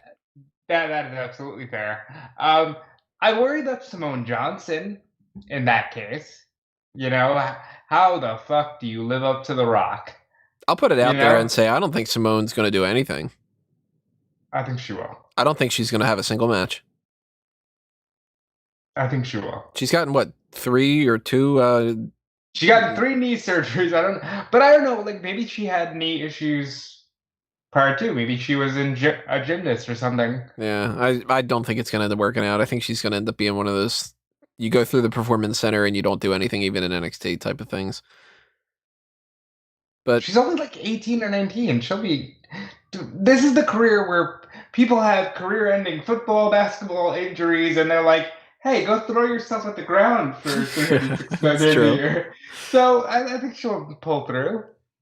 Dominic, I think the big thing that's helping him right now is he doesn't wear a mask. So he's separating himself a little bit from that. Eventually, he's going to wear a mask. Like, do you think Aaliyah becomes a wrestler? Nah. I think there's a chance. I mean, I don't know if she has any kind of athletic background. It seems like she's just on like the storytelling side of things. Maybe she is. I don't know. Let's go to another thing here. Names like Big Show, Kane, and Undertaker were great names for back in the day. Do you think, and feel free to add on those names, would work today? I guess as far as like just like the names, like the characters themselves. Yeah. Well, let me just put it out there. They're not great names. They're names that would bury most talent. but the people that held them were talented enough that they could get away with it. See, I think that they're great names for certain things. I don't think you could go with naming somebody the Big Show now, but as a nickname, it could work. You know, I mean, the phenomenal AJ Styles. Yeah. It was initially the Big Show Paul Wyatt. Yeah. And then they just started calling him Big Show because Vince loves big blank. We've had 100 big such and such. Big E, Big Hungry, Big Hungry, Big Red, Big Cass, Big Jordan. You know, big whatever is like just a thing with Vince. You'd think that he would want Big Junior at some point, right? Because he hates Junior. But I mean, The Undertaker was originally Kane the Undertaker. Yeah. I think Bruce Pritchard just likes the name Kane. I think it's a cool name. I mean, when they it's a great name. When they introduced Kane, that was a cool thing. It was like, okay, the Undertaker's got this evil brother and his name's Kane, like Cain and Abel. Like, that's pretty sweet. I think that could work. It's a hell of a lot better than Relic. Wow, Tony. Going back and pulling something out you didn't expect, right? Did you know that Relic is spelled backwards? Like, if you didn't, the TNN commentary team would tell you every single week that was the case. That was, oh god, that was so terrible. But I just feel like I think Kane works because of what's happening with the Undertaker stuff there, and I think because it's a short, sharp name, it has a bit of interest. Like if you spelt that name with a C rather than a K, then it becomes a stupid name. But then you spell it with a K, and it actually looks cool. The Undertaker, a name like the Undertaker, just doesn't work in today's landscape. No, it would have to be Mark Calloway, the Undertaker, is just like, you know, the phenomenal one type of thing. You can have nicknames and monikers for those sort of things. You just can't call them that straight away unless, I mean, maybe it would work. It has to be the right person, and it has to be someone who's so willing to dive into that character. I miss stuff like Mankind, you know, like that's a cool name. What was the name that they were originally going to give Mason him? the Mutilator. Oh god, that would have been so bad. I mean, one and done with the Undertaker, and then we never hear from him again. Like the mutilator is a word that like doesn't get used enough to really kind of make it seem like it's like a real word. Even like nobody ever says, "Oh, that person's such a mutilator." It just isn't like part of the lexicon essentially. But that in itself as like a nickname or a different kind of phrase to use, you know how they always do the victimized and brutalized and whatever kind of thing. Like if it was like, oh my god, he's a mutilator, he just whatever, it's a little hokey as it is. But if you name the person the mutilator, then that starts coming into, you know, the eliminator and like some different things like that. But Mason, can you imagine them being just like, oh, here comes Mason, and then just okay, you know, it's just not an intimidating enough sounding name. Like if they would have gone with since you know, a mortician is a part of the whole Undertaker vibe, if they would have been like Morty the Undertaker. Oh, good old Mortimer the mortician. Well, Mason doesn't work as a name, but if you just cut off this son at the end and it's just Mace, then it actually like really works out really well. But then if you go with like Mason Ryan, that's a fine enough name. Yeah, because it's just a guy, you know. Yeah. That's where the difference becomes. Because I would like to see more character names, but you'd be more like American Gladiators or something like that, where you can call people like Titan or Thrust or something. Yeah, if you start getting into that, then you get a little bit like more hokey and cheesy, and then it's okay. You know, you can have Gladiator as somebody's name. You can have I don't know, the Wolfman or something. I don't remember a lot of the other people. Atlas, I think, was the name of one of them. You can do that because they're just going to be, what's your defining trait? Oh, you've got a snake tattoo? Okay, well then this woman is called Viper. Yep. You know, and what is your thing? You've got a mohawk? Well, this one's going to be called Hawk. The NWA champion Nick Aldis started off his career as a gladiator in the British. He did. Yeah, Oblivion was his name. He doesn't strike me as an Oblivion. I love the word Oblivion, but he doesn't strike me as an Oblivion. And he came. It's the idea that he started off with doing that, and then he came into TNA with virtually no wrestling experience whatsoever, and they gave him a gladiator gimmick, calling him Brutus Magnus. And that was just like, yeah, he was a pretty hokey character to start off with before he became good. Brutus Magnus is a name that I don't dislike, because that's got like a Romanish kind of theme. I don't know if it really would fit him. And, if you were like a Farouk, where you get, for some reason, Farouk Assad with you're in a teal armor kind of setup, that was just, that was bad. Grimshot asking in chat, do you like flip the question? Do you think Undertaker, Kane, or Big Show would be as successful if they were called the Retribution? Like he says, T-Bar, Mace, and Cranchet, or whatever the other one's called. Cranchet. Slapjack, I believe he's trying to remember. I love that. They should just Shane Thor's change his name to Slapjack to Cranchet.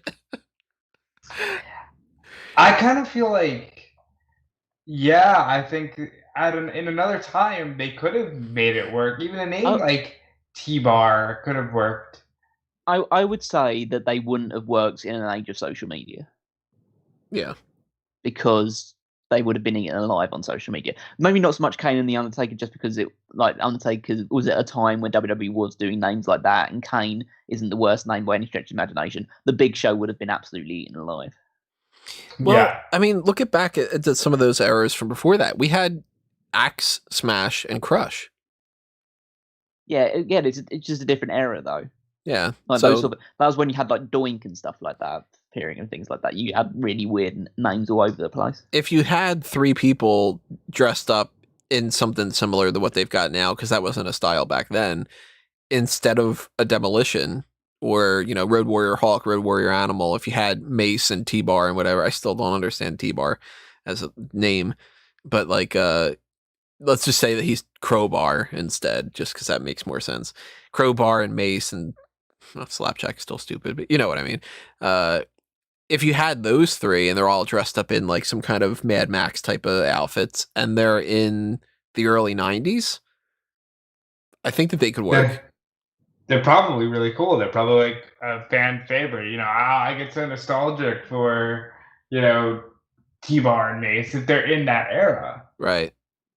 But if you get them in 98, I think people laugh at them. The way that they laughed at the Disciples of Apocalypse, because that's like, it's 8-Ball and chains, and we're all like, and they're lame. Like, just, aren't I so cool because I'm Skull and I've got my head shaved? No, you're going to lose to Los Barricos. At least Chains main evented a pay-per-view, Tony. That he did. Crush was the only good one out of the mix, though. Crush was great. I'm surprised Crush never got a belt. He's good. Superstar Scores, Crush. I'll have to do that at some point. Crush should be on that list of like, why didn't he win the Intercontinental title or something? Because he was really bad in the ring. He was all right. I mean, for God's sake, I think in some cases he's better than Luger. I'd have given him the Intercontinental at some point, I think. He was a poor man's like Ultimate Warrior from Hawaii. So I still think if Kona Crush was a drink, I would totally drink it. We established this on a Darkcast in the past. It's like a Hawaiian punch. Did. I mean, who Crush is, right? That's Brian. Is Adams, right? He's Brian Adams. Yeah. Brian Adams, yeah. So he's from Chronic, and Chronic were terrible in the ring. So, like, I don't see the appeal of him apart from the fact that he was big. I don't know how that match was so bad when Undertaker had worked both Atom Bomb and Crush in the past, and it was not that abysmal. Let's go to another one here. With the ages of the NXT superstars being 35 plus, do you want them to stay in the NXT roster or go to the main roster? Priest is 38. 38? Really? Yeah, Priest is really old. Jeez. And I'm okay if he stays in NXT. One specific couple I want to ask is Johnny and Candice. We already talked about Johnny and Candice a little bit. If Priest is 38, give him to the main roster right now. What I mean, Keith Lee is that age. Yeah, but he's on the main roster. Yeah, I know, but he wasn't until like a couple of months ago, and I think if you find he was still pretty close to that age a couple of months ago. But it's not an age thing though with this company. It's about who they feel like is better positioned in certain brands, and others who will be utilized better in certain brands than others. I don't think just because the guy hits X years, he needs to be on the main roster now. Realistically, if you're good enough, you're old enough, and you're on the main roster. Dominic should be in NXT, and if that was the regard, Right? And maybe he's not good enough or something like that. But it fits with what they're doing with the story right now. If somebody is getting really good really quickly, then you get them onto the main roster. If somebody you think is better placed to just be in NXT for a longer period of time, then you keep them there instead.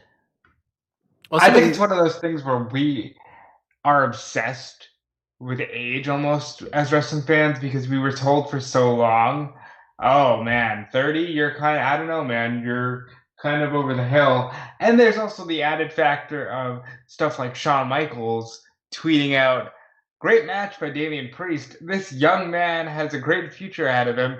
And somebody replied, Shawn, he's older than you when you came back. Like, he's not that young. Yeah. But it's just perception now. To me, it kind of depends on the person, and it kind of depends on their age, and it kind of depends on what you want to get out of them. Obviously, that's like not really an answer, but somebody like a Damian Priest, I think that Priest is good enough now that if you put him on the main roster, he'd figure out his way. And I think that somebody like a Dominic, he needs to learn more, so he would be better in NXT, and he's young enough that he could go through that. But then there's also like Austin Theory. I think Theory's good enough that he could have stayed on the main roster, and he's really young. Yeah. I've started to lose a lot of interest in Austin Theory. And then you get a guy like an Elias. Elias is on the older spectrum. I think he would be better off learning a little bit more. Yeah, I mean, again, it's like certain people start off this thing a lot later on. I mean, wasn't like Batista, like he was even in his early 30s when he really broke into the company in the first place. He was like 30 plus when he started training. Yeah, so there are certain people that will pick that stuff up a little later on anyway, and there are some people that just don't get very good early on. They need time to develop and stuff like that. But if we're serious with ourselves, probably a good half to 2/3 of NXT would work on the main roster perfectly fine. Mm-hmm. Because they all work the independent circuit and they all know how to work really well. And this whole shit about they need to know where the right cameras are, or they need to know how to do a proper promo or something like that. It's just a load of bullshit that they want to do to just try and like brainwash them into the WWE style. Now, I think that at one point that was applicable. Now, not so much. Like I think 10 years ago there was a large gap between a Tyler Black and a John Cena. Nowadays, like I'll give you an example. They just put out the Performance Center, most recent Performance Center recruits, and these are all largely evolved people, except for one guy who was signed from the NCAA. And like I think Josh Briggs could probably walk right into the main roster right now. Did they put the names out for that? Yeah, you want me to go through them real quick? Is that up on the website? Yeah. Let me try to find that. Because I didn't know that happened. Did that like just happen? That just happened as we were talking. And also, you shouldn't call them Performance Center recruits. They're now, Capital Wrestling Center recruits. I don't see it on their like website. That name. A lot of people. Yeah, I couldn't find it either. I'll send you a link. Yeah. Maybe send me a link. In typical WWE fashion, you put out news and it's not on your news section or on your main page. So how do you find these things? Go to smarkoutmoment.com. I'm telling you, it's like there's more of a chance that things are going to be updated on my site than there is on the actual WWE website. So real quick, it's Brandy Lauren, okay, Kurt Stallion. Don't know. Retro Anthony Green. Kurt Stallion was on one of the Evolve shows. Retro Anthony Green, who was on the Evolve show. Leon Ruff is officially signed, even though they said that 2 months ago. Joe Gacy, who's been in CZW and Evolve. Josh Briggs, who was great. Jacob Casper, who is a 25-year-old amateur wrestler. And Jake Clemens as a referee, who's been in Evolve and AIW. Jake Clemens sounds familiar. Brandy Lauren was seen. Briggs, I remember thinking it was cool. If I remember correctly, Anthony Green was kind of fun. I don't really know. Green was fun. He was with Lauren. I don't know if I'll keep them together still. Kurt Stallion's okay. Briggs, again, could go on the main roster right now. Joe Gacy's pretty good. And yeah, but as Calvin was saying, these are people who could probably work well on Raw today because it's so different now than what it was when the idea of developmental was first really implanted in our heads, you know? Yeah, I mean, the NXT thing, it used to be a lot different. And there's certain people, of course, if you take somebody from a non-wrestling background, I think they need to go through NXT. Like Jordan. He was like a basketball player, right? Something like that. Not Michael Jordan, Big Jordan. Obviously, if anybody puts it out there, of course Jordan was. He's the best, but yeah, I know.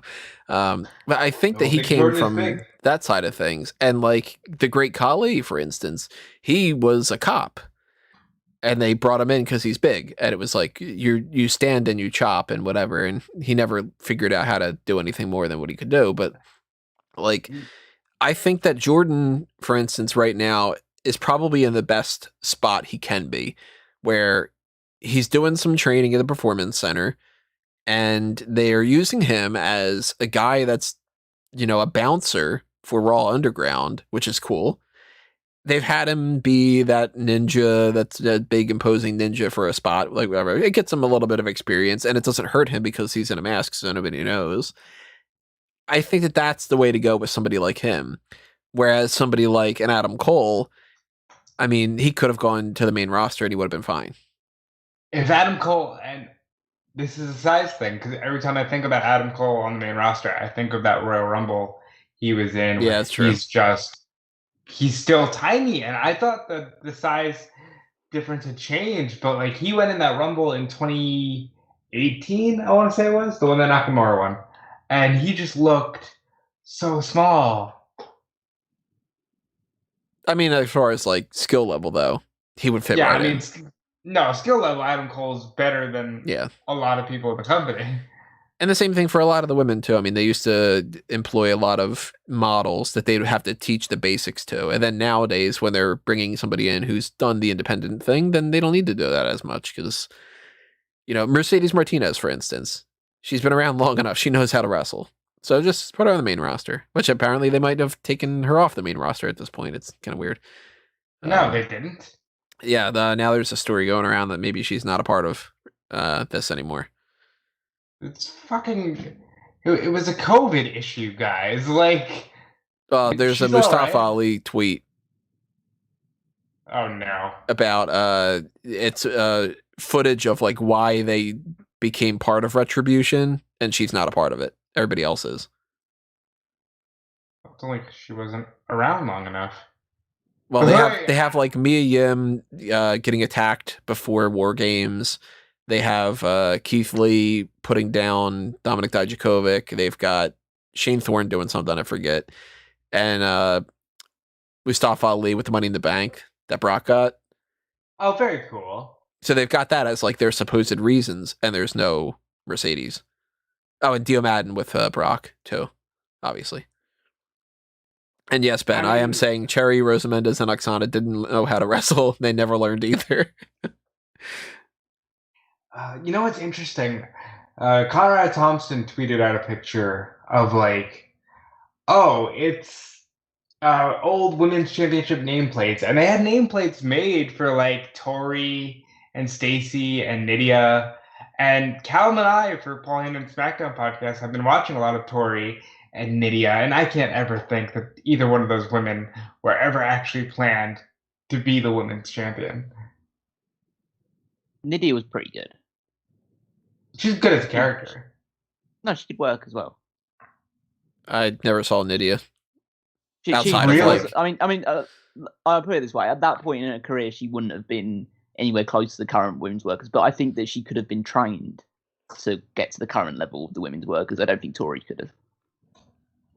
Tori would have been one of those champions that she would have been given the belt because she's the All-American blonde girl. Yeah, kind Kelly. Of thing. She's a Kelly Ryan. Yeah, but Tori never really learned how to wrestle. Tori never would have been a Beth Phoenix, for instance. If Tori could have stuck around into the Divas Championship era, I think she would have been the first one. Wasn't she still in? Nope. Huh. She leaves, I think, right before the championship is created. Oh, that sucks for her.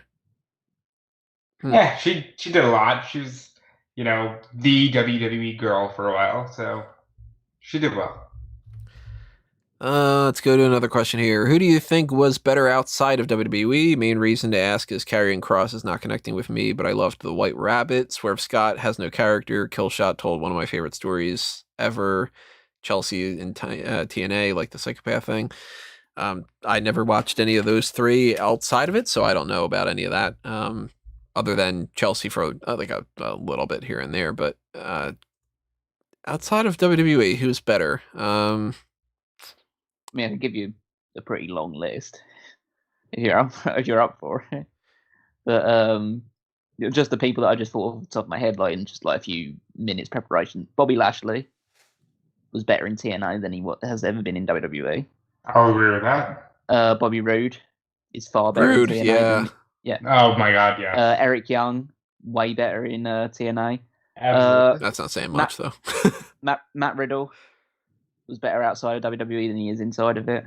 He's just complete. I mean, NXT was fine, but even then, it was like it's not the same Matt Riddle. Samoa Joe. Samoa Joe. Actually, I kept Samoa Joe off it because I actually think he was portrayed better and more seriously in WWE than he was in TNA post 2008. Everything Joe did to post 2008 was pretty just nothing with TNA. Cedric Alexander, the Viking Raiders or the War Raiders, as they were better known in the independent circuit. Maybe a controversial one, Kevin Owens. I think Kevin Steen was the better character and was portrayed better in Ring of Honor than he has been in WWE, which has always been very stop-start, especially now where he's basically got zero direction whatsoever. See, I think that's funny because Owens, like through 2016, maybe even 2017, I would have said he's the best transition ever from the Indies to WWE. But yeah, he's in full losing it mode where I think I would have preferred to see what Kevin Steen could have done outside of WWE. You have Ricochet, obviously. Right. Nobody's going to deny that. John Morrison, I'd say, was better in both Lucha Underground and TNA than he has been in WWE. I disagree with that. I think he's just more of a prominent position. Shinsuke, absolutely, is absolutely one. I mean, I've held it. I think WWE was Shinsuke's retirement tour. Just like give me a bit of time off. Just like I get to work a slightly easier style. Don't have to kill my body every single night, being hit over the head with clotheslines by Ishii or something. Then I think, yeah, you're going to take that if you have the opportunity. Drake Maverick, Rockstar Spud is a far better character. Candice LeRae portrayed far better on the independent circuit. Santana Garrett, who I saw have plenty of good matches on the independent circuit, and I've never seen have a single good match since she joined WWE. Yeah, she really has not been good. Yeah. Pretty much anyone from the old ECW. Ben puts out Awesome Kong. Oh yeah, Awesome Kong that's a big shout. Kevin Nash was better in WCW than he was in WWE. He was a bigger star in WCW than he's ever been in WWE. Bigger star. I don't know about necessarily better, but I mean you could argue it.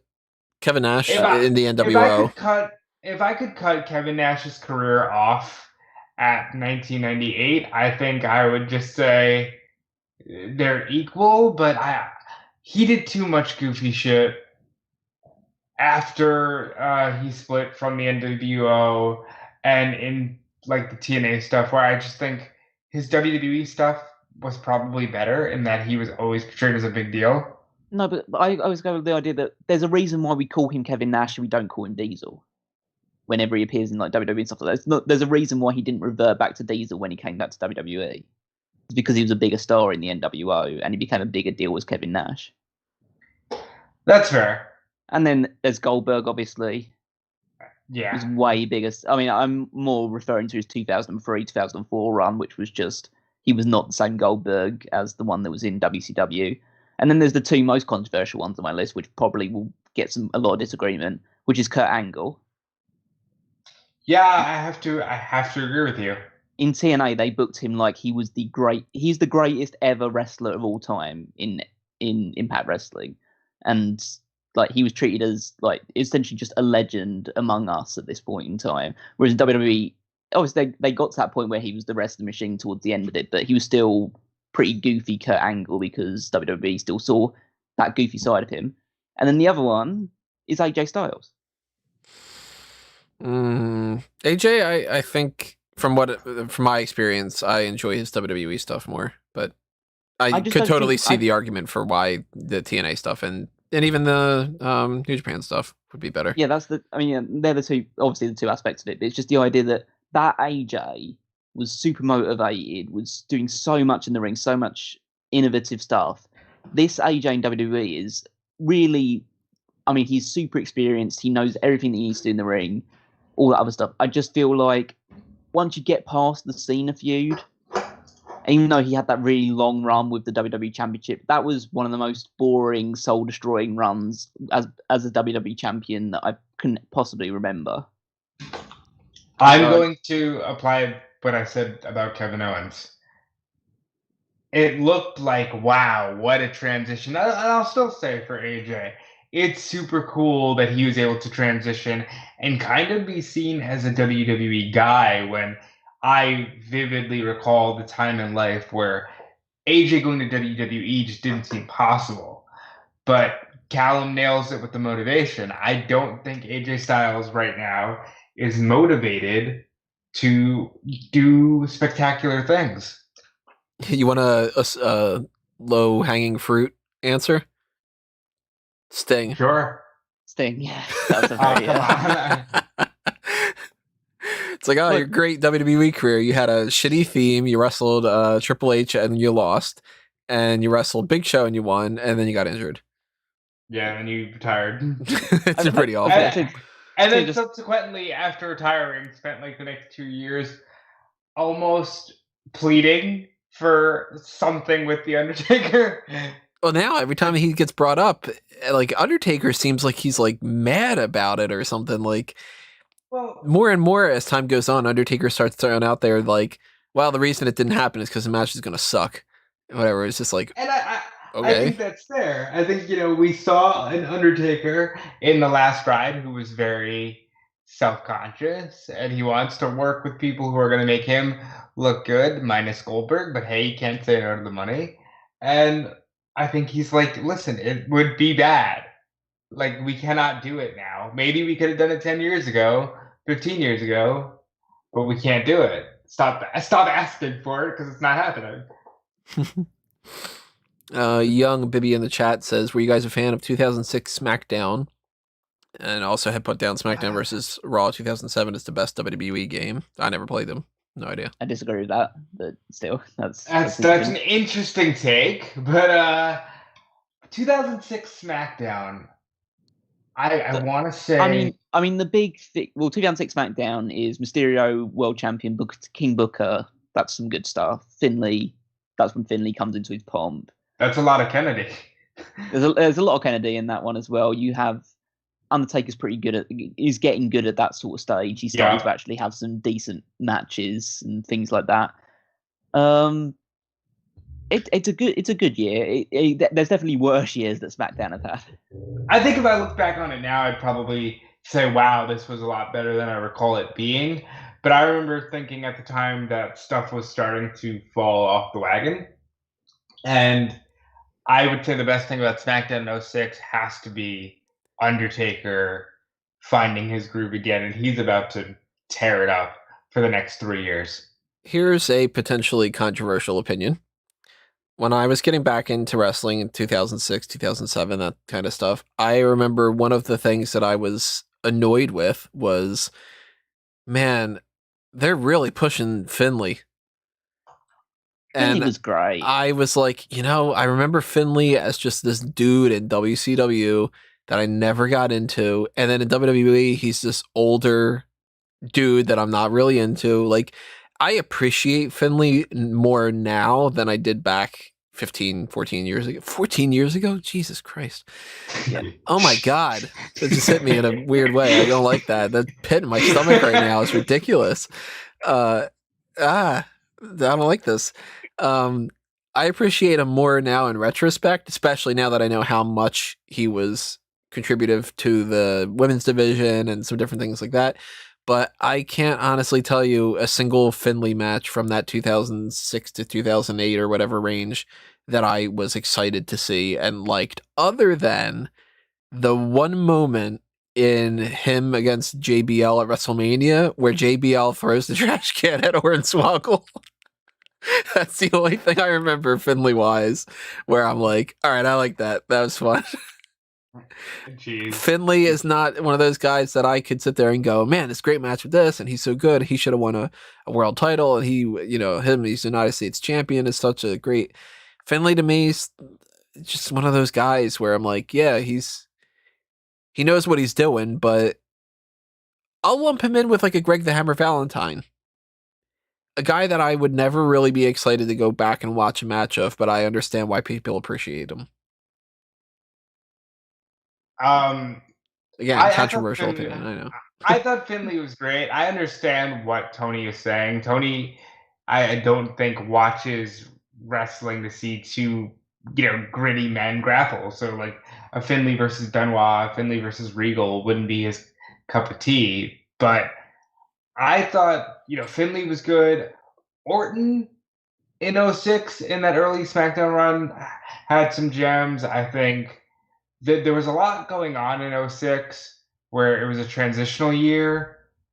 And ultimately, it was good. But at the time, I don't think I appreciated it. I think I was more mad at the transitioning at, like, hey, Angle's leaving and my favorites aren't around as much. Whereas I think now I'd look back and go, oh man, the good old days.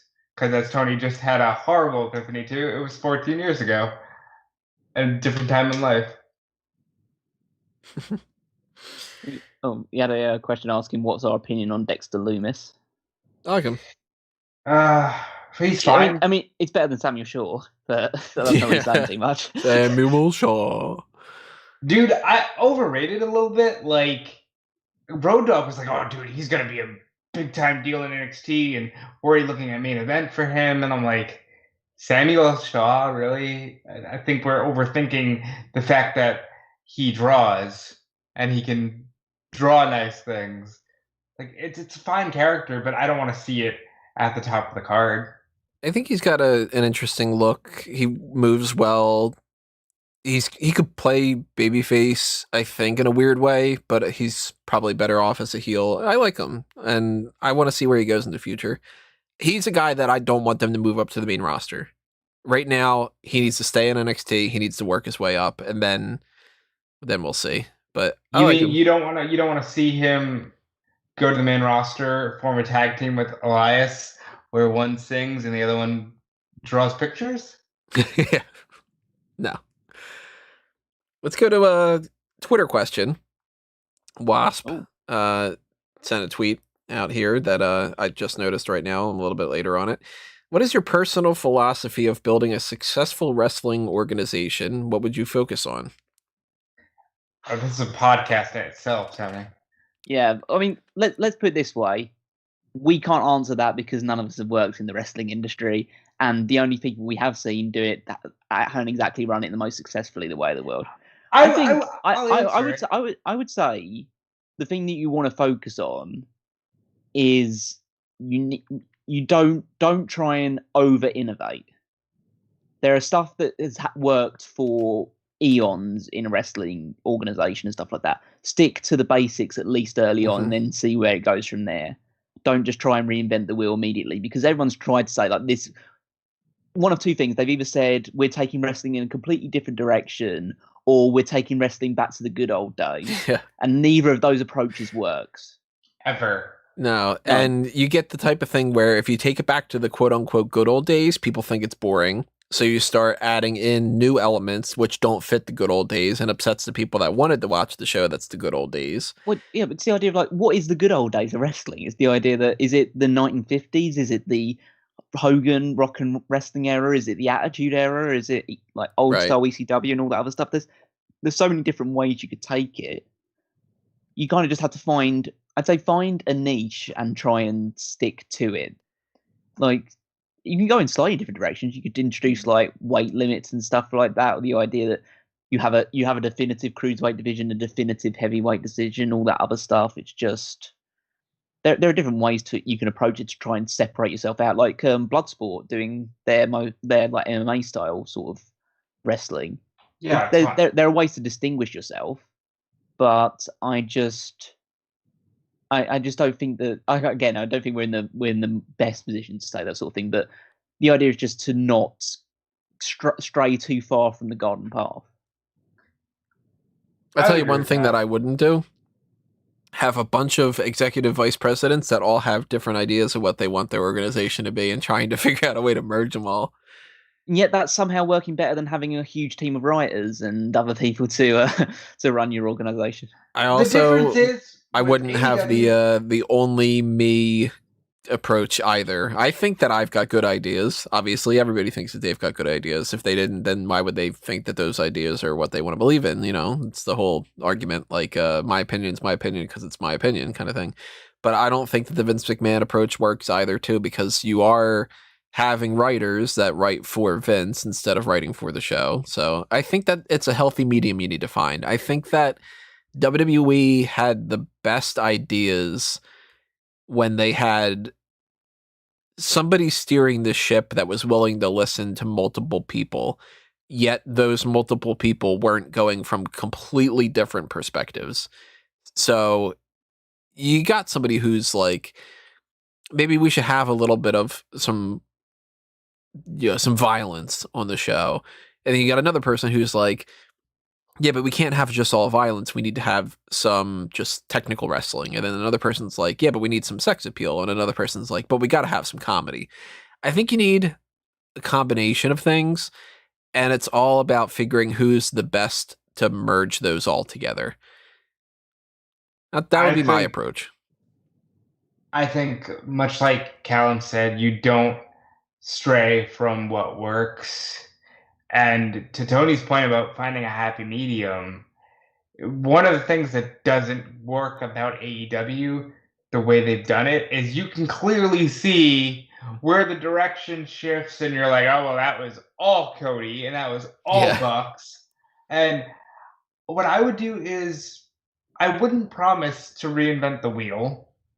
But I also would be like, we're going to do wrestling that isn't, far from what you know, but will bring back elements of things that make sense. To put it simply, people probably wouldn't like my wrestling because I kind of agree a lot with Jim Cornette's philosophy on wrestling, so people probably wouldn't like me, is what I'm saying. Because I think that one of the biggest issues in wrestling is it doesn't take itself seriously. And I'm not saying act like it's real. I'm just saying, like, my God, can we stop the phony Invisible Man versus Invisible Stan stuff? And like the Dark Order could be great, but like they've fully embraced the fact that they're dorks. I would stop all of that, like, because I just want to see wrestling that makes sense, where two people want to be champion, like Ring of Honor in the Pure Title Tournament. That's been fun.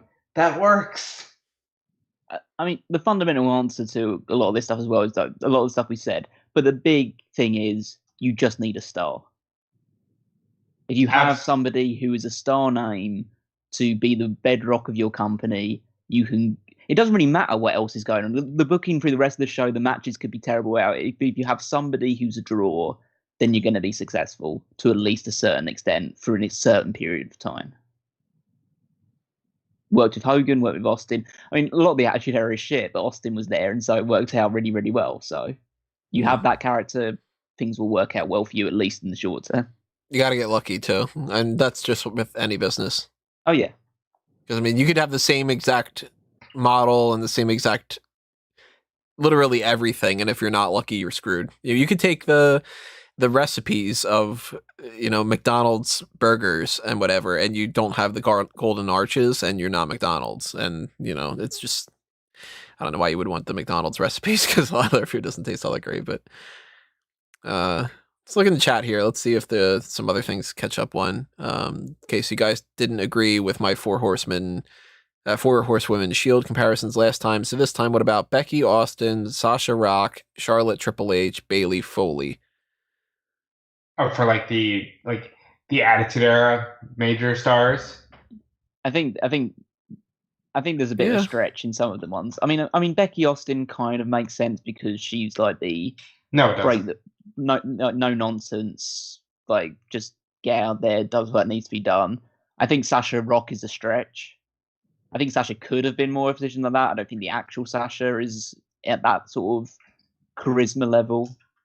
It's hard to compare anyone to The Rock, essentially, because The Rock is just a phenomenon of his own creations, or his own like hard work and dedication. It's just like you can't replicate that in another person, really. Charlotte Triple H, I mean, it makes sense considering the fact that it feels like sometimes that Charlotte's booking herself to win all this stuff because there can't be any other explanation for it. But Bailey, Foley... If we're talking babyface Bailey, yeah, that could work or something. But like, I don't think Foley, especially on the WWE side of things, as a heel, was definitely a completely different character to what Bailey is as a heel. And I don't think either of them are bad. I know Tony would disagree with at least one of those sides of things, but I think that Bailey as a heel is, I don't know who I'd compare her to, because she's more like the very self-entitled, like almost like the Daniel Bryan heel character.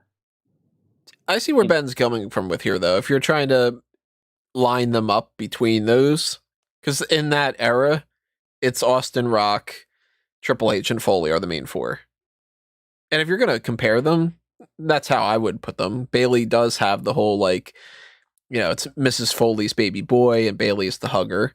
Charlotte is the kind of, I'm at the top, and I'm going to beat you because I'm the game type of thing. Sasha is sort of the cocky, I'm going to be a star outside of it kind of thing. And Austin, Becky, like, I see the comparisons there. But obviously, the four of them didn't pattern themselves off of those four.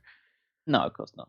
But there are their own personalities on that. So I think as a light comparison, it works. But I think, obviously, if you delve down deeper, it starts to lose it a little bit. Yeah, that's I've been talking for years about doing this thing called mirror image matchups, and it's just been one of those things that I've never bothered to deal with a segment, partially because I can't figure out what I'm going to do with the logo, but part of it's just I haven't really been interested enough at a particular time where we've gotten a free week to do something instead of doing something else.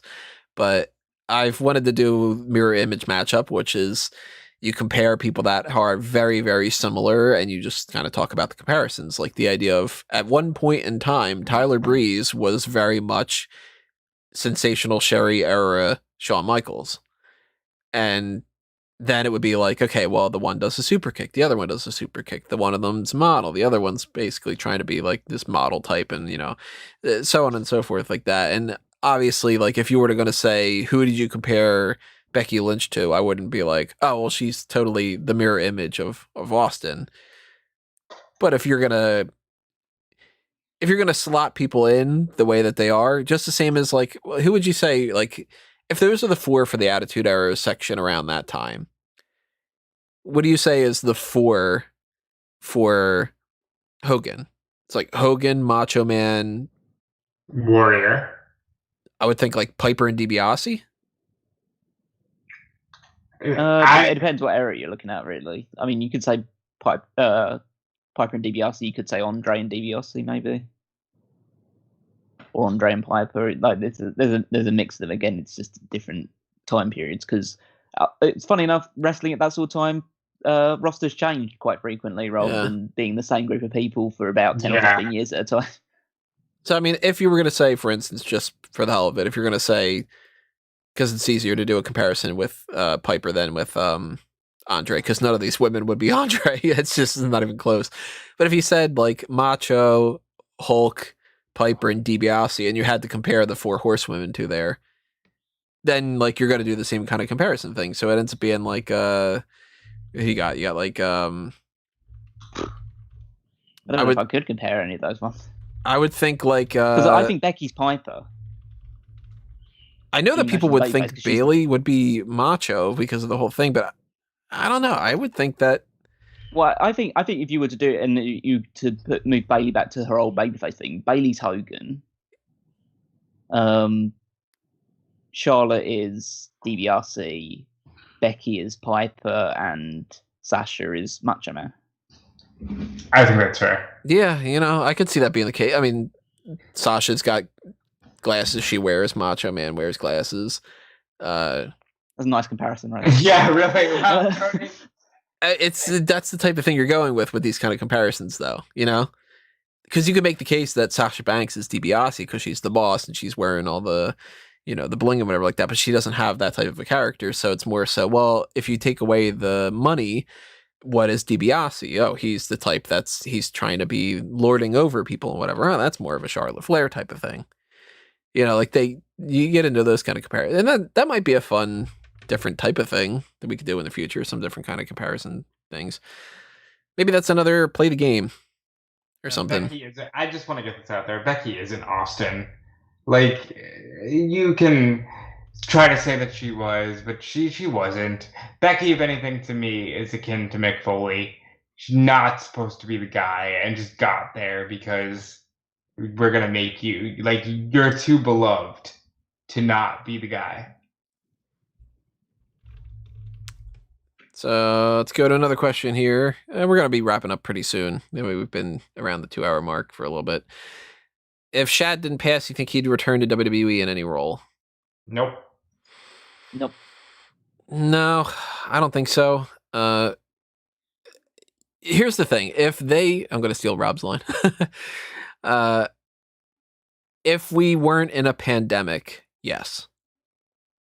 I think that Shad and JTG would have done some kind of a guest spot, and WWE would be in a much different scenario right now. I think the WrestleMania would have gone down in some ways similar to what it would have gone down already, the way that things happen. And I think that over the course of these past couple of months and these next few months, they'd be amping up towards Hollywood. And they would get a little bit more into, not necessarily like, let's bring in Hollywood people, but let's bring people back that we can to take away from AEW in any fashion. And I think we would have seen Crime Time, potentially. But not during the pandemic.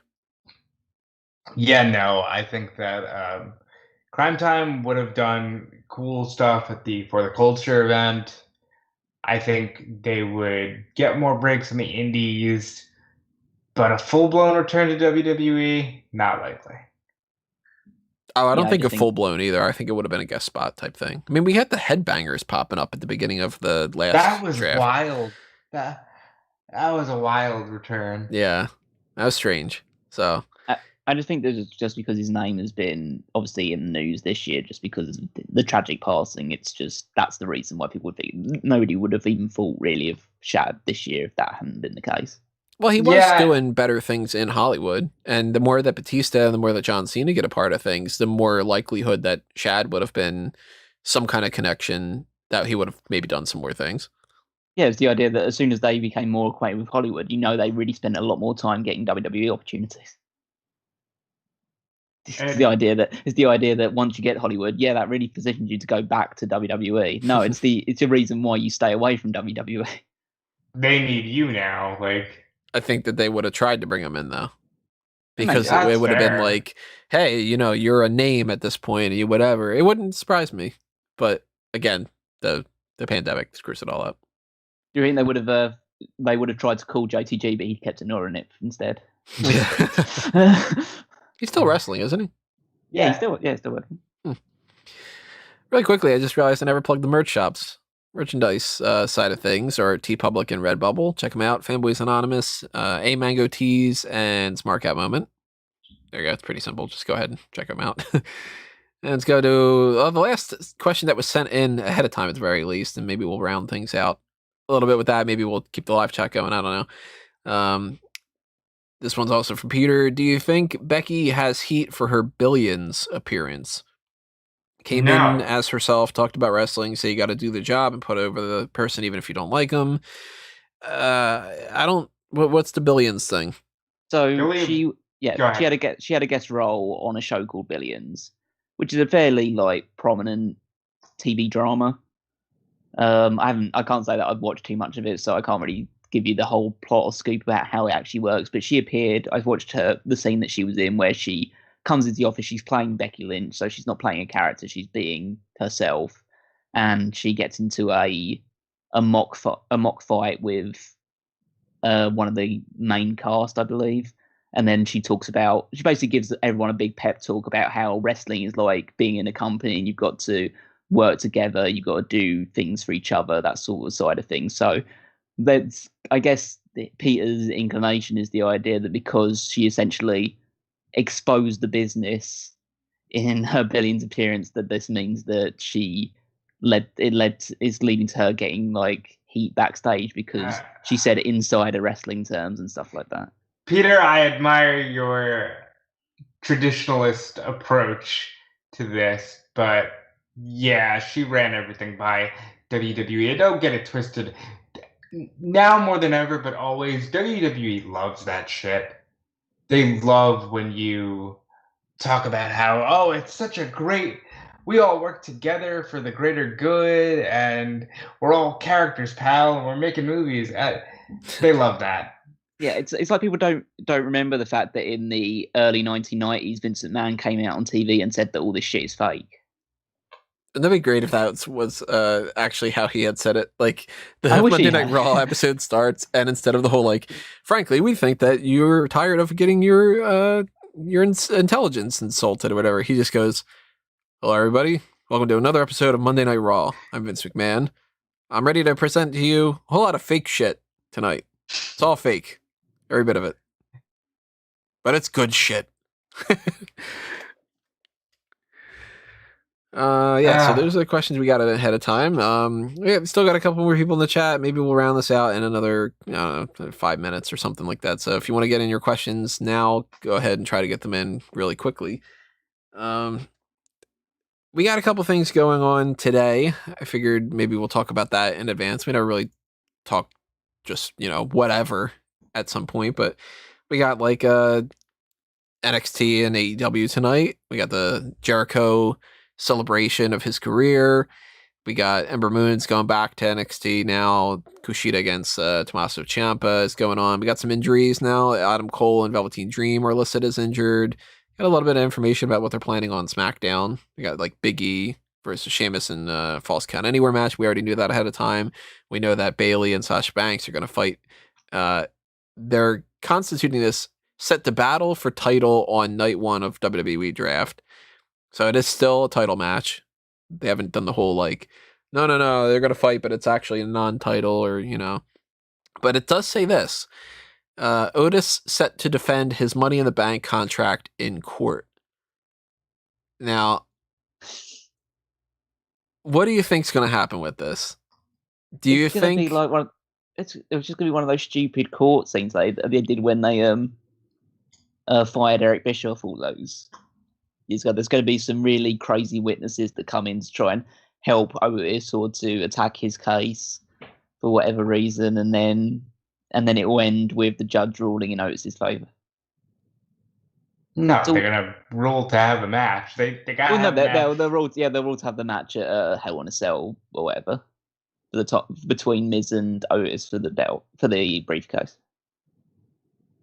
I see Melina appearing in some way, shape, or form, whether it's to like harm the case of Miz and Morrison or to just be Otis's lawyer. Because who cares? It's fake. Melina as the lawyer, and it's like all she does is the split. Then Otis is just like, oh yeah. She does the split. I rest my case. Like, can she still do the split? Did she do it in NWA? Yeah, she can. Yeah, she can still do it. Yeah, good for her.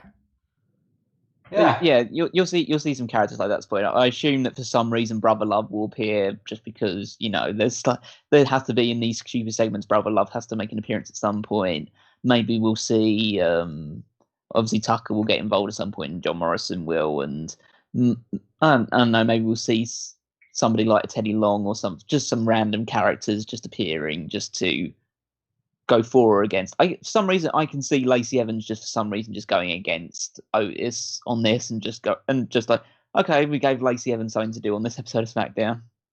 I would like some, random character of like a caterer from one event where he's just like, oh, this is horrible, and I spent all day making all this food and he ate it in 5 minutes, and he's just a terrible man, and he can never be a champion. Just something dumb based off of like, hey, Otis, you're fat. We make fun of that, and we're going to keep doing that.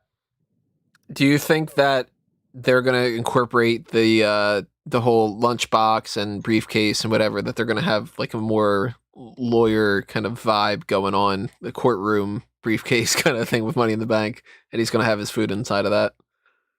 I hope so. Kind of like I enjoy Otis. Otis is legitimately funny, and he's one of the very few characters that is. So yeah. Do you expect any kind of big?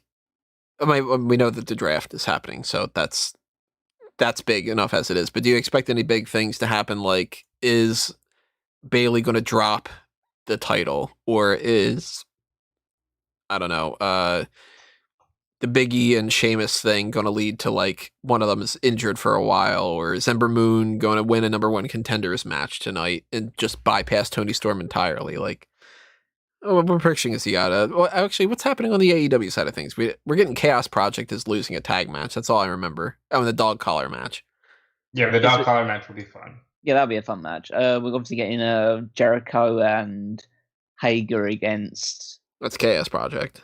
Oh yeah, the Chaos Project. Yeah, obviously. Yeah, I forgot that was the team that they're going with. But I mean, that'll be. I want to see what Walter is all about. Is there really thing about why is he such a Luther quote unquote big deal? Oh yeah, Luther. Not Walter. I said for some reason. I don't know why that comes to that. He's a big deal. He's a very big deal. But Luther, Well, I want to see why Jericho because went to bat with him and why he was brought into AEW in the first place. Well, because he's a Japanese deathmatch legend. Yeah, I know. I want to see what that entails in this match. I don't know how much of a Japanese deathmatch style they could really get away with on this one, but they're already going to have a dog collar match. They're going to have blood already on this show, probably. So, I mean, Cody's working, so there's definitely going to be blood on this one.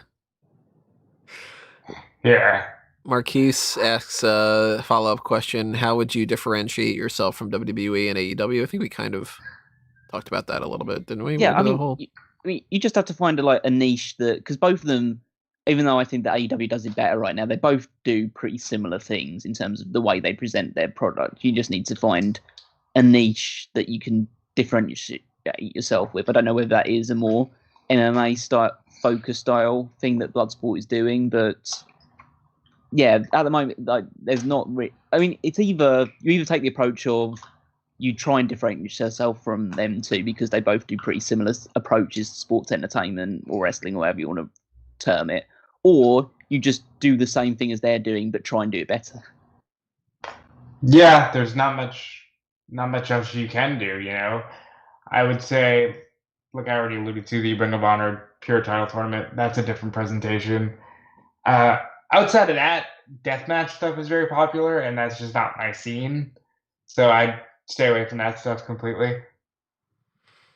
Maybe this might be the best question to wrap up on, because it kind of talks about a couple different things. But Young Bigby in the chat says, why do you not see house shows happening anymore? We talked a little bit about this before, and it ties into well, there's this some thing other called things. COVID-19. Yeah. Well, I think it's more than that too. I think that the pandemic has been the final nail in the coffin, essentially. It's been a very dwindling thing anyway in terms of attendance and stuff like that. There's been house shows don't draw. They're money losers. They lose significant sums of money because people don't go to them because wrestling isn't popular right now. Here's where I see this potentially going. Of course, depending on when things open up and when things do this, and there's a lot of. January of this year, we didn't expect any of this year to be the way that this year was, so we have to kind of factor in that we have no idea what the hell 2021 is going to be. Hopefully, it's so much better, but I think WWE realized from the past 10 years plus that lesser and lesser house shows doesn't take too much away from things, because it's not the way that it used to be. I mean, you look back, a lot of things change. I had on a couple minutes of this one show called High Score, I think it was, on Netflix when I was trying to sleep last night. It was talking about like Atari and the way that like they started to approach the idea of, hey, people have TVs, so maybe we can take TV, which is a passive medium, and make it an active one by adding video games to the mix. And it's not just like arcades. We can actually have a system. You plug it into your TV, and we make money off of selling the games and some different things like that. Things change. And a different era of pro wrestling, it used to be the house shows were the thing. That's what you made the money on. That's what your tours were all based around. The shows were supplemental to get people to go to the house shows. And that started to change in the 90s when it started to be a little bit more of, well, you're watching. I mean, you got the pay-per-views ahead of time in the 80s and stuff, but it became more about the pay-per-views, and it became more about Monday Night Raw, and it became more about that stuff and less about the house shows. Over time, the house shows have been dwindling so much to the point where they don't matter. You used to potentially see a title change once in a while, or that was the only time you'd see a particular talent, because they just wouldn't get a chance to be on the 1 or 2 episodes of Monday Night Raw that was happening, 1 or 2 hours. Now you've got 10 hours of WWE material just for the in-ring stuff. If you don't find a spot for somebody on there, it's because they don't have a spot. And you've got where you can record matches and you can put it up on YouTube. You can record matches and you can put it on a network special. You can focus on some different things. I think what we're going to go in the future is house shows are going to be mostly dead. And they're going to do some tours here and there when they eventually can do that stuff, and when they eventually decide that it's like profitable enough to do it. Because what's the likelihood WWE is going to want to go on a tour if they can't pack a building? What's the likelihood of WWE is going to do that when you can pack a building, technically speaking, like the laws allow it, but people don't want to go because it's still wrestling and they just don't care. It's different than football or baseball or whatever. Basketball is always going to have people wanting to go. WWE is not the same thing. And is it worth it to go on a whole East Coast tour on these big buildings that you rent out that you can't pack? Is it the same when you go to these smaller buildings and you're recording these house show figures where you get 1,000 people? I don't think that they're going to bother. But maybe if you do one show and you charge higher and you make that a network special, then maybe that's what you do. Remember how they were teasing that whole idea of the different tiers were going to give you access to the house shows? Right. I think we're getting in your house. And I think that it's going to be maybe once a month, they do a smaller show, and it's a live show. It's a house show. They don't have to go through setting up a big thing. They don't have to set up the matches ahead of time as anything super crazy or big, but it'll just be an extra bonus mini pay-per-view. And that'll be their house shows. They'll do one of them. It'll be like, here's your one house show. If you want to go to the house show that's happening in New York, it's going to be in Madison Square Garden, or it's going to be in Barclays or whatever. I don't know my arenas. And when you go to Philly will have a big show, and people will come from New Jersey and Delaware and whatever, because it'll be something different. And it'll almost be like you're doing a mini pay-per-view. I don't think we're going to have like, we're going to go and we're doing a night here and a night there and a night there and a night there, and we're having 3 shows a week and it's all around the same area. I don't think it's happening anymore. I think in the same way that In Your House was invented because it was a way to get more eyes on the content and it didn't have to be all about going to the house shows anymore, they're realizing that there's so much content now that you don't necessarily need the house shows. Now, I think NXT continues running live events, but I do not think that WWE runs nearly as much. I do think when they do, they'll be in places like Madison Square Garden or TD Garden, or like big arenas and big venues that will make it, must see attraction. But I don't think that they're going to run 300 days a year anymore. And I think part of that, a key to that might be the fact that they let go of a lot of their live event producers. They could have brought them back after the furlough, but they let them go for a reason. I think they're planning to not be in the live event business anymore. Mm-hmm. I'll say this. I obviously believe that for the financial reasons that Tony has obviously stated and all the other aspects of it, they will move away from live events and house shows and everything else how they want to promote it. The issue is that is disastrous from a talent perspective because wrestlers don't get better working one show a week. I think that I think Triple H knows that, and that's why I said I think NXT continues to run. Yeah, but there's a lot of people on the main roster that could do with getting a lot better as well. It's the idea that's an issue that I've seen with AEW as well. That you slow down a wrestler's progress if they're not working multiple nights a week. And I mean that's how the old schedule used to be. People would work 6-7 nights a week doing tours, and that's how they got experience. That's how they got the reps under their belt. If you're just working an episode of Raw and maybe a pay-per-view once a month, then you're not really getting anywhere. You're going to be the same wrestler over and over again. You're not going to really evolve or pick up new things or work with a wider variety of talent on a wider basis of things. So that is an issue on that front. Financially, it makes all the sense in the world. They don't make any money out of this side of things. I just think that it's harmful long term for the development of their talent. I agree, and I think that they don't care.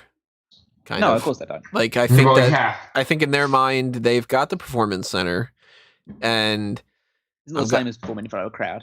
It isn't. Again, nobody's performing in front of a crowd at the moment. But I think that they think that that's going to counteract it good enough, and that if they do that, then people will learn well enough, and then you've got shows like Main Event where they just record it and they just put it up on Hulu because it's part of their contract, kind of a thing. I'm still assuming that that's the case. It's got to be, But I think that they think that that's good in the sense that it'll be good enough. And then the fact that people won't be traveling as much means their expenses will go down and they're going to have less of a chance that they can be beaten up because they're just not wrestling as much. But going forward, I think that's why the Twitch stuff, according to Andrew Yang, was being deemed mandatory in new deals. Because I think that's them saying, hey, this will be your way of interacting with the audience. Mm-hmm. And we're not going to have you doing house shows, so we're going to make it mandatory that you do stuff like this. Yeah, so that way it's like, well, you're not beating your body up, but you're getting our name out there, and you're trying to earn us more money, and you're doing this. And it's almost the same as saying to somebody, well, you're not working the house show, but you're doing a media tour. And you're, like that kind of thing. I think that they're going to prioritize that going forward. And then that's good for some things because you get some people that are like, that's how they'll get brought in. But then that doesn't help, like with Callum, what he's saying, where they go, yeah, but does that help you wrestle? And then they go, well, no, but we're not a wrestling company. We're an entertainment company. And then you start getting into that whole kind of nonsense. And they love doing that, where they're like, oh, look at us. We're on the forefront of this digital media, Twitch. Nobody was doing Twitch. But there's so many similarities between the way WWE markets themselves and Trump's presidency, where he's just like, nobody did this thing before me, and I'm the best, and it's the greatest thing that's ever happened because of me. And that is how they see themselves. Yeah, so that's kind of, I guess, a good way to end this. And I think I kind of ran through everything that we would run through normally. If we didn't, and you're upset that we didn't answer any kind of particular mailbag questions you were hoping we would get into, remember, mailbag priority tier. You can send in the questions ahead of time. You should be joining us live for these if you can. I know obviously a lot of people can't, and maybe we'll try to do them at some different times in the future going forward, or maybe we'll see. God, it depends on lots and lots of scheduled kind of things, but If you are listening to us after we had done this whole live thing and you want to take part in this, drop a comment below. Obviously, you can't do that on some of the platforms that don't have comments, but you should be checking this out on YouTube. You can post a comment on Facebook, on Twitter. You can put it on the website itself, smarkoutmoment.com. Any of that kind of stuff. Whatever interaction is awesome. Hit that like button, hit the subscribe button, hit the whole, all the buttons, and just don't hit the red button. I love the those big buttons. red button. Yeah, I think that when you hit the big red button, something bad happens. But it's one of my favorite jokes from Futurama is when Fry misses that button. It's so fucking good. Oh, man. So plug-wise, I mean, that's the main event for this week. We got the hot tags coming up next, where we're going to talk about anything else that we didn't talk about here, which is kind of a little bit of the hot tags in here. So maybe the hot tags won't be all that big this week. But we didn't talk about... cover the first night of the draft, so... We didn't talk about the draft stuff. Yeah, that's going to be the main thing. We didn't talk about Sarah being arrested, Sarah Stock. So there's at least a couple other things that might happen over the next few days. And that'll happen up on the channel on like Saturday morning, Friday night, whenever it gets posted like that. And then on Saturday, we got another episode of the Paul Heyman SmackDown podcast. So Callum, fill them in on what's coming up next for that. Yeah, next episode of the Paul Heyman SmackDown podcast will be referring to the next stage in the second set of quarterfinals for the Tag Team Championship tournaments. We get to see whether Chris Benoit and Kurt Angle come to blows in their search to become the first WWE Tag Team Champions at this point in time. There's also more progression in the Undertaker and Brock Lesnar feud, including a woman called Tracy, who appears for some reason out of no real reason whatsoever. And also the start of an even worse storyline of the Al Wilson, Tori Wilson, Dawn Marie stuff as well. The seeds are planted for that one as well. So, but the episode itself will at least be good. So we'll have fun ripping its shreds, me and Rob. So recording that soon. And yeah, it'll be in your feeds on Saturday. Obviously, other things you can do is you can follow me on Twitter at Wigmeister14. Check out all the articles on smarkoutmoment.com. Follow what we're doing with Fantasy League. Spoiler, I'm still ahead. It's a lot closer everywhere else, exactly. But my biggest fear this week is that for some reason, that Finn Balor's got a broken jaw and he might surrender the NXT title tonight. If that happens, then I might not win this week as comfortably as I otherwise would have done. But yeah, just keep following all that other stuff. And yeah, that's it for me. Okay, and for me, I hope that I'm not losing as badly as I typically am in the Fantasy League. I'll be on the Fightful Wednesday Night War podcast tonight with Mr. Warren Hayes and Alex Pawlowski. So that's always fun. I like doing the Fightful stuff. I like being here on YouTube. I'll be over on the WrestleZone podcast tomorrow. I'm on that podcast Monday, Tuesday, and Thursday. I will be back with Tony on Friday, with Callum on Saturday, and elsewhere. I'm doing the news for Fightful Friday through Sunday. It is collective weekend, so lots of independent wrestling going on this weekend. I will specifically be covering Joey Janela's Spring Break 4, so that will be a good time. And follow me on Twitter at DudeFelice. And I think that's it.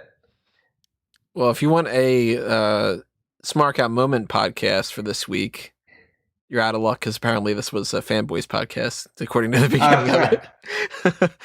But I want more Fanboys podcasts. I would love to do more Fanboys podcasts, so keep that in mind, everybody. Fanboysanonymous.com. Maybe I'll write up some articles in the meantime while I'm waiting, because I can't really write too much of the wrestling stuff until after the draft happens.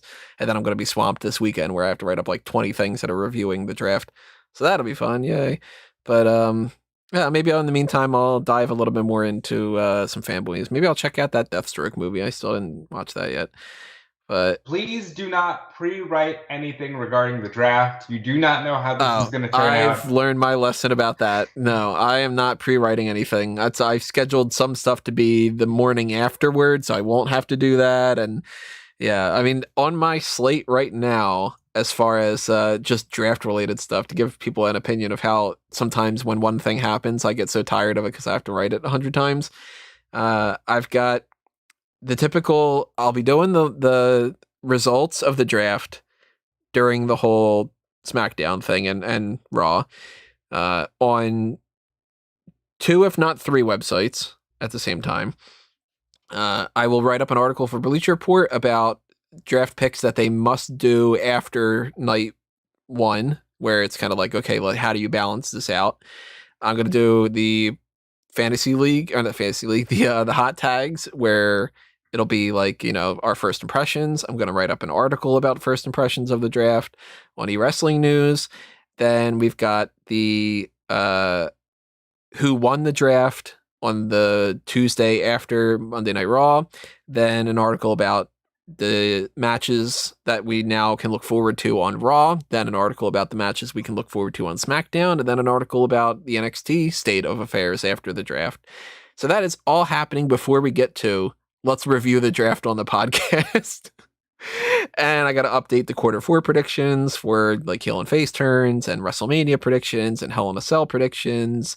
Write up some stuff about, I don't know, like the whole breakdown is essentially once Friday comes down, it's going to be draft. And then I'm going to be just sick and tired of that. So I'd love some more time on the fanboy side of things, just to do some other non-draft related things. But the draft is still very interesting. It's still going to be something I'm looking forward to. And I hope that they don't make it a complete train wreck. But we'll see. I don't know. You'll be hearing from us next with that kind of stuff, though. That's happening on Friday, so just stay tuned to the channel and follow everything that's happening from Smark Out Moment, A Mango Tree, Tony Mango, these guys, fanboys, elsewhere, lots of things. They're all collectively coming in, and hopefully you are too. And hopefully you enjoyed this mailbag for quarter 4 for 2020. See you on not only those next podcasts, but we'll also see you when the quarter 1 of 2021 comes around. Mailbags are always fun. I had fun. But that's going to be it for this edition, everybody. This has been another Smark Out Moment, and we're being counted out.